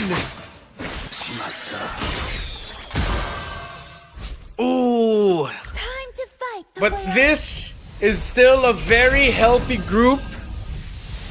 We might be seeing this end at stage 5, round 4. Scan gets an extra body on the board so that he'll be able to get even more heroes, maybe activate more synergies. Same goes for Ken. Fan Lee actually decided to go for the immortality, because based on with how close the last one was, maybe an extra bit of immortality might actually be the difference maker for his board. All across, Oppo currently at 68 health, can play 9 heroes max, Ken at 10, Fan Lee at 10, and Scan Dominic at 10. While Scan Dominic and Ken are actually the only ones on a hot streak currently. Ken, if he wins this, will go up to 29.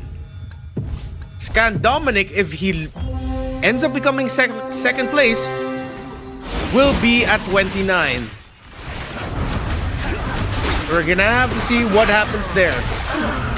What happens when these two are tied?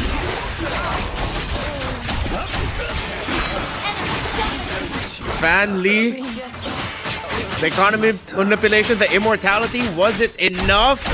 He still has one available on the board and he wins that one. His maximum points is 28.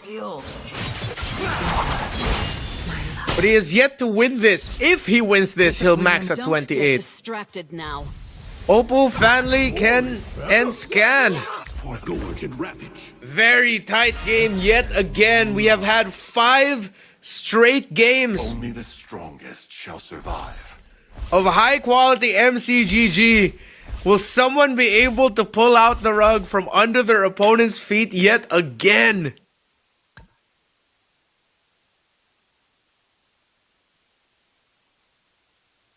As we're getting closer and closer, the maximum points for Oppo, 32. This is in theory if they finish first place here.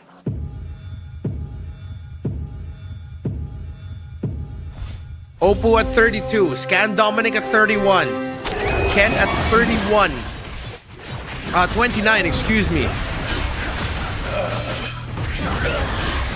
And Fan Li at 28.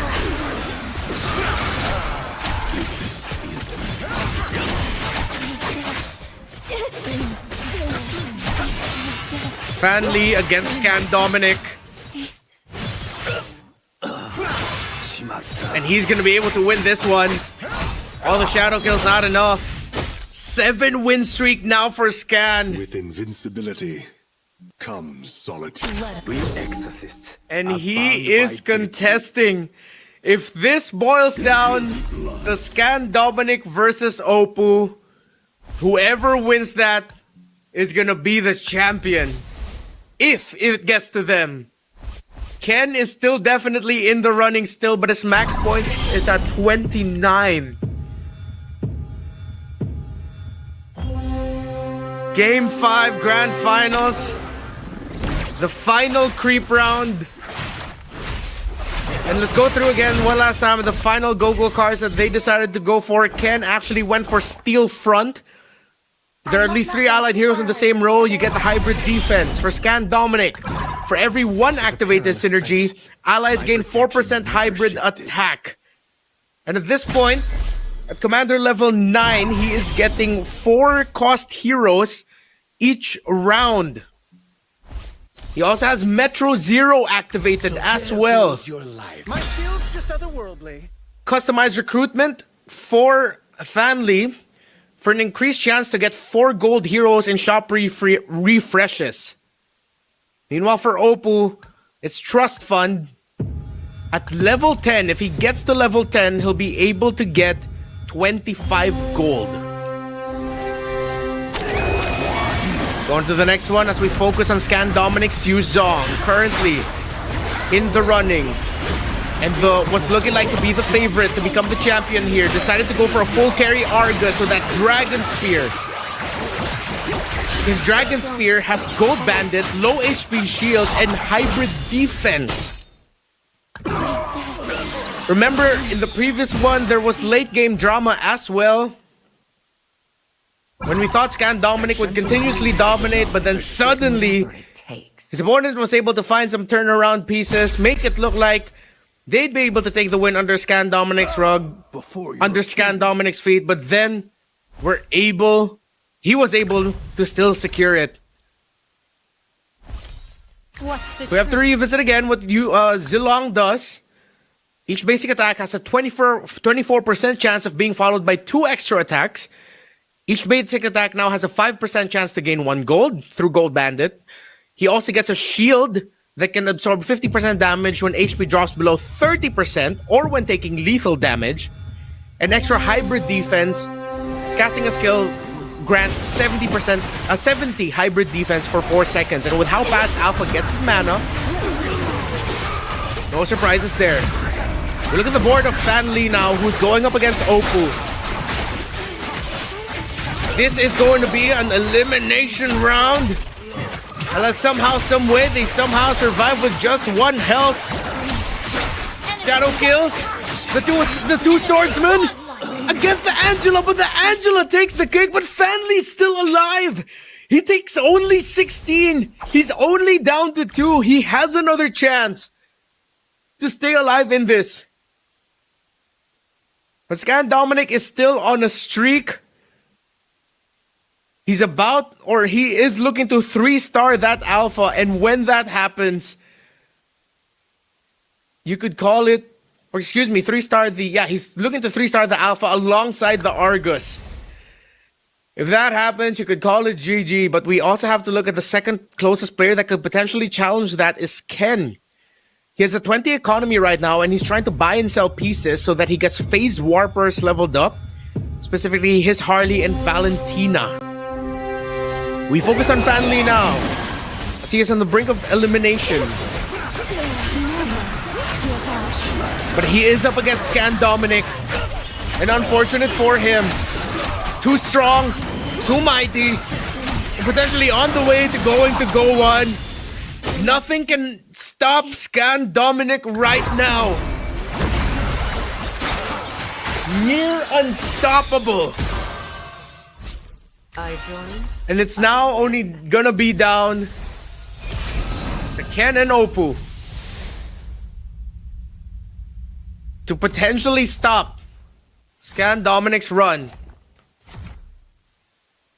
At 4th place, he'll get 5 points. Putting him at 27. His maximum placement now is actually 3rd place. At 3rd place, Scan Dominic will get 6 points. Putting him at 28. Locked and loaded. If Ken wins this, he goes to 29 and will surpass Scan Dominic. Oppo, on the other hand, though, if he finishes at 3rd, he himself will be at 29 through the 6 points that he got. See what happens as we look at Oppo. A miracle, maybe. We shall see. Blade Armor and Anti-Cuirass, defensive items on his main carries. The Alpha way too strong, but the Phase Warpers are way too mobile. Valentina sidesteps the Alpha, but finally eats up the skill. Hard Guard on the Harley. But will it be enough? It looks like it won't be. Phase Warpers can only do so much to get away from it. Oppo will go down to 3rd. And he is at 29 points. Let a storm. There is. It's now down to Ken and Scan Dominic. But with how it's looking, Whatever it takes. Mission underway. the maximum points now, or the minimum points of Scan Dominic, I win. with how it's looking in the board, we shall see. Down to the final 2, and who will it be?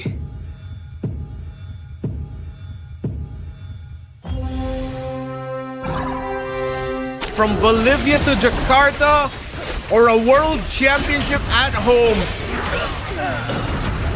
We're looking at the point of view of Ken, who has yet to win. He has a 3-star Valentina that's holding on for dear life. A lot of Phase Warpers that can potentially sidestep. The Valentina against the Argus. The Argus gets the shield. He has increased basic attack. Winter Crown. The skill pops up again. And the Valentina gets taken out. Scan will win Feel it the rush all of victory. at 32 points. 9 points secured here at the end. His 2nd game win. And that is the man right there. Sun, bright, high and beaming all the way from Bolivia in Latin America. He is him. And he is the champion of MCGG Rising Stars Season 3. And he will be going to the Go 1, the first ever MCGG World Championship.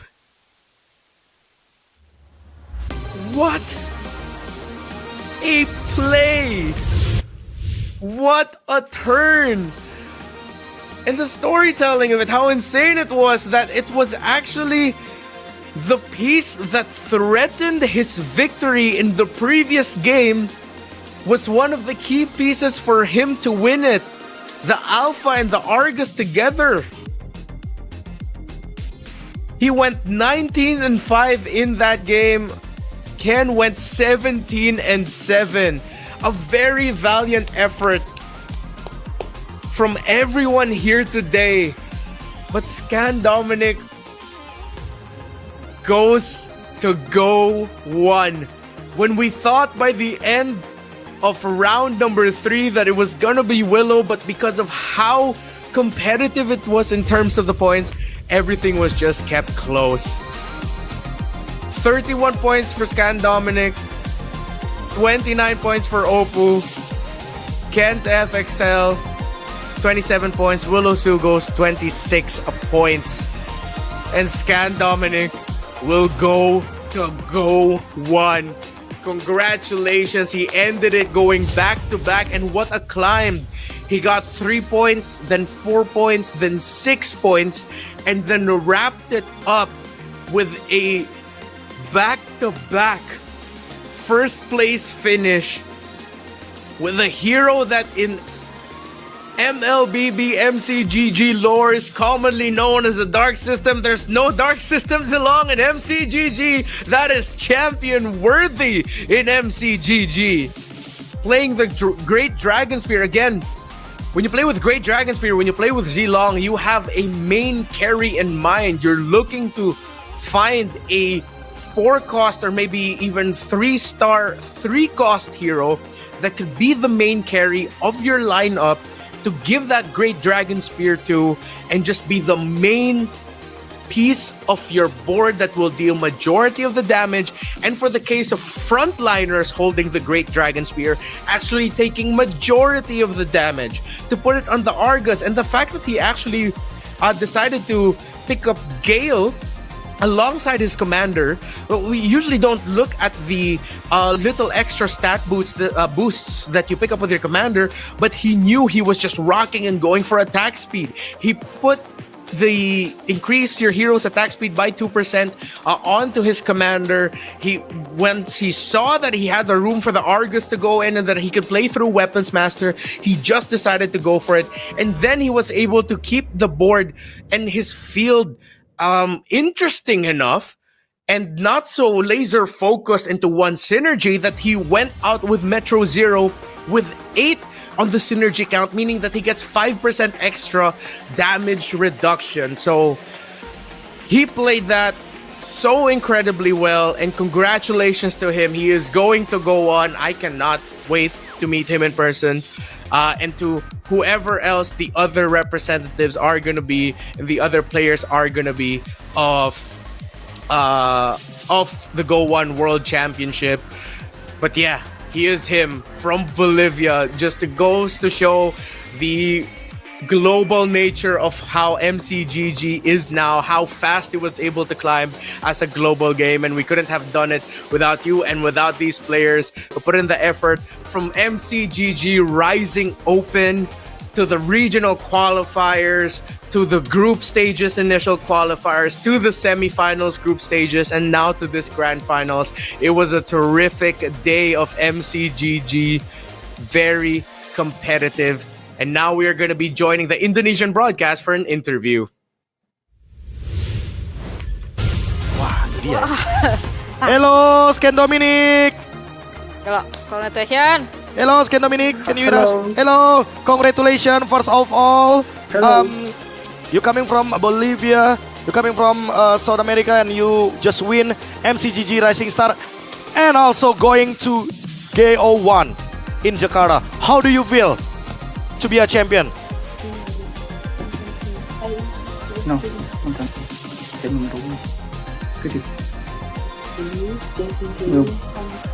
good, incredible. I can't please believe it. I can't believe this. I can't believe. Okay. Yeah. Renmar, anything to say? Yeah, of course. I mean, no surprises here. You went from the lower end of the table, and then you finished with back-to-back wins. We just want to know, when you picked Zilong, did you know that there was a hero you already wanted, that you wanted the Argus, you wanted Alpha as your main heroes for Zilong? One strategy inspiration community in Brazil. Argus, my god. Oh my My goat katanya guys. Jadi mungkin buat teman-teman yang ada di Indonesia, awalnya nih kayak Scan Dominic. My cyber. My cyber. Jadi dia nggak percaya, dan dia tuh ngerasa kalau Argus emang the goatnya dia tuh hero favorit dia pokoknya. But how do you feel to fight against 3 Indonesian? Yes. In the last fight, right? So good. No, not incredible. Yeah. So good. Indonesia so good. Indonesia so good katanya guys. So nice. So nice. Yeah. Maybe. But it seems like first. I am nervous. Oh, you nervous? Yes. Pasti bro. Yeah. No. Hey, it's okay. Like, we understand. You fought very hard today. Right. You went from qualifiers all the way until now, and you deserve to rest and you deserve to celebrate.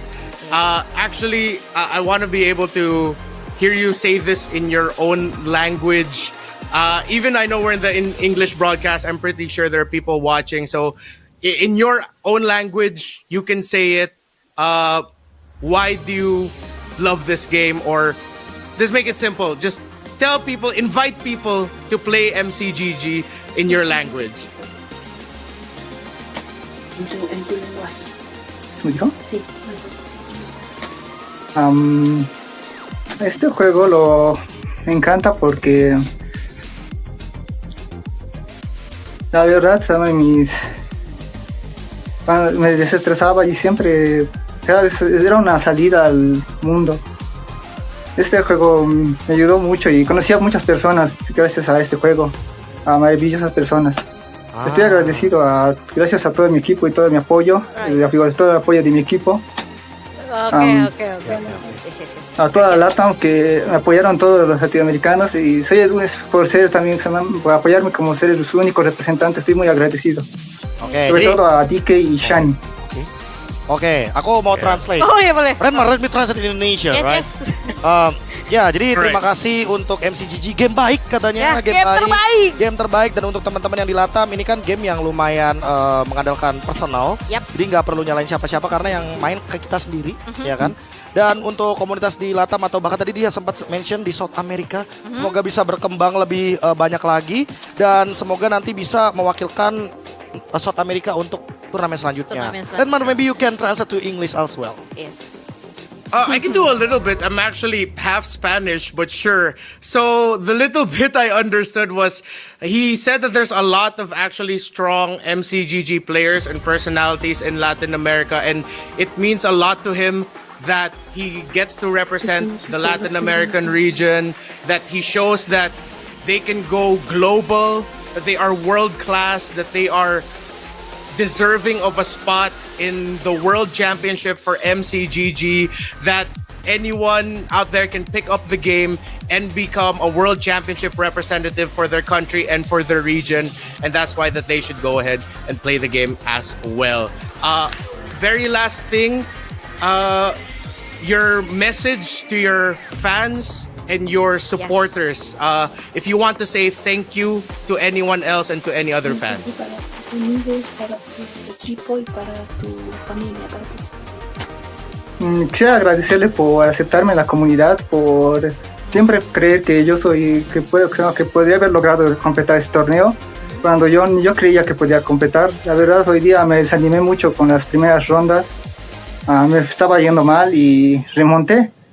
Estoy agradecido. Quisiera también, estoy nervioso, perdón. It's okay. It's okay. Oke. Jadi ya pesannya. Agradecimiento a mi familia, a mis amigos de Sky Kings y a comunidad brasileña sobre todo porque sus torneos me ayudaron mucho a volverme fuerte. Itu kan tadi kan pesannya untuk fans juga ya. Kita pasti say thanks, udah mendukung juga, apalagi dari part of community juga. Tadi kan udah sempat dibilang kalau dia sempat main sama komunitas yang ada di Bolivia. Ya udah pasti dia akan mencoba untuk memberikan yang terbaik, ya kan, buat komunitasnya juga. And once again, Scan Dominic, congratulations, and as well as good luck in GO1. See you in Jakarta. Yes. And gracias. Muchos. Muchas gracias, eres bueno. Eres bueno. Gracias a todos. All right, congratulations to Scan Dominic. Of course, he is from Bolivia, and I just want to thank him for taking the time and really doing his best to be able to give us a moment to understand how he plays. And hey, we got it. Argus is his GOAT. So it seems like he already knew what he wanted to do when he picked up that Zilong, when he got Gale, the extra attack speed. He knew he wanted to chase that Argus down. In his own words, Argus is my GOAT. And that's why he was able to win it. So at the end, it seems like in the very final round, he just decided to go for comfort. He decided to go for what was familiar to him, what would be his best personal strategy. And it's what took him to GO1. It's what's gonna take him to Jakarta. He is gonna be going to Indonesia to compete in the GO1 MCGG World Championship.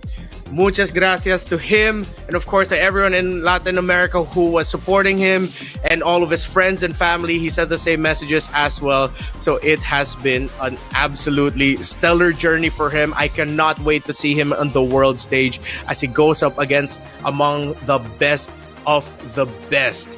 And at the same time, he also let us know that you should watch out for Latin America as a region for MCGG. That there are a lot of personalities and faces there, that you could also be a personality and a face of MCGG of yourself. Just take the time to play the game, to put your hours and effort into it, and it can take you to new heights. And it's going to be taking him to Jakarta, Indonesia for the GO1 World Championship. Again, congratulations again to Scan Dominic. And to wrap things up and to close things up, of course, I just want to say, first and foremost, thank you to each and every one of you who has made the MCGG Rising Stars what it is. We started with Rising Open, and then we closed out the year with this, our first big broadcasted in the English language and in Indonesian as well, MCGG tournament. That, yes, there was a lot of Southeast Asian and Asian representation, but at some point we had top tier players from Kazakhstan, Uzbekistan, and then now, of course, our champion is from Bolivia. Our champion for MCGG Rising Stars is from Latin America, and I couldn't be any more happier for him and for them. And I hope we didn't get him too nervous with the interview, and that he has time to celebrate and just fiesta with his family and friends, that he was able to win that money, and now he's going to be representing his country and his region. The dreams of Latin American Magic Chess go in his shoulders, and the way he plays, even it's cool, calm, and composed. Even when he's at the deficit and is having a hard time trying to make a comeback, he finds a way. Just like how each and every one of us can find a way to find some time to get in the palm of our hands one of the fastest growing rising star in esports, that is Magic Chess Go. On behalf of Naisu and our fantastic production team, thank you so much for spending your time with us. Good night, good morning, good evening, and good afternoon. GG, well played, good fight. Thank you. We'll see you at the GO1 World Championship.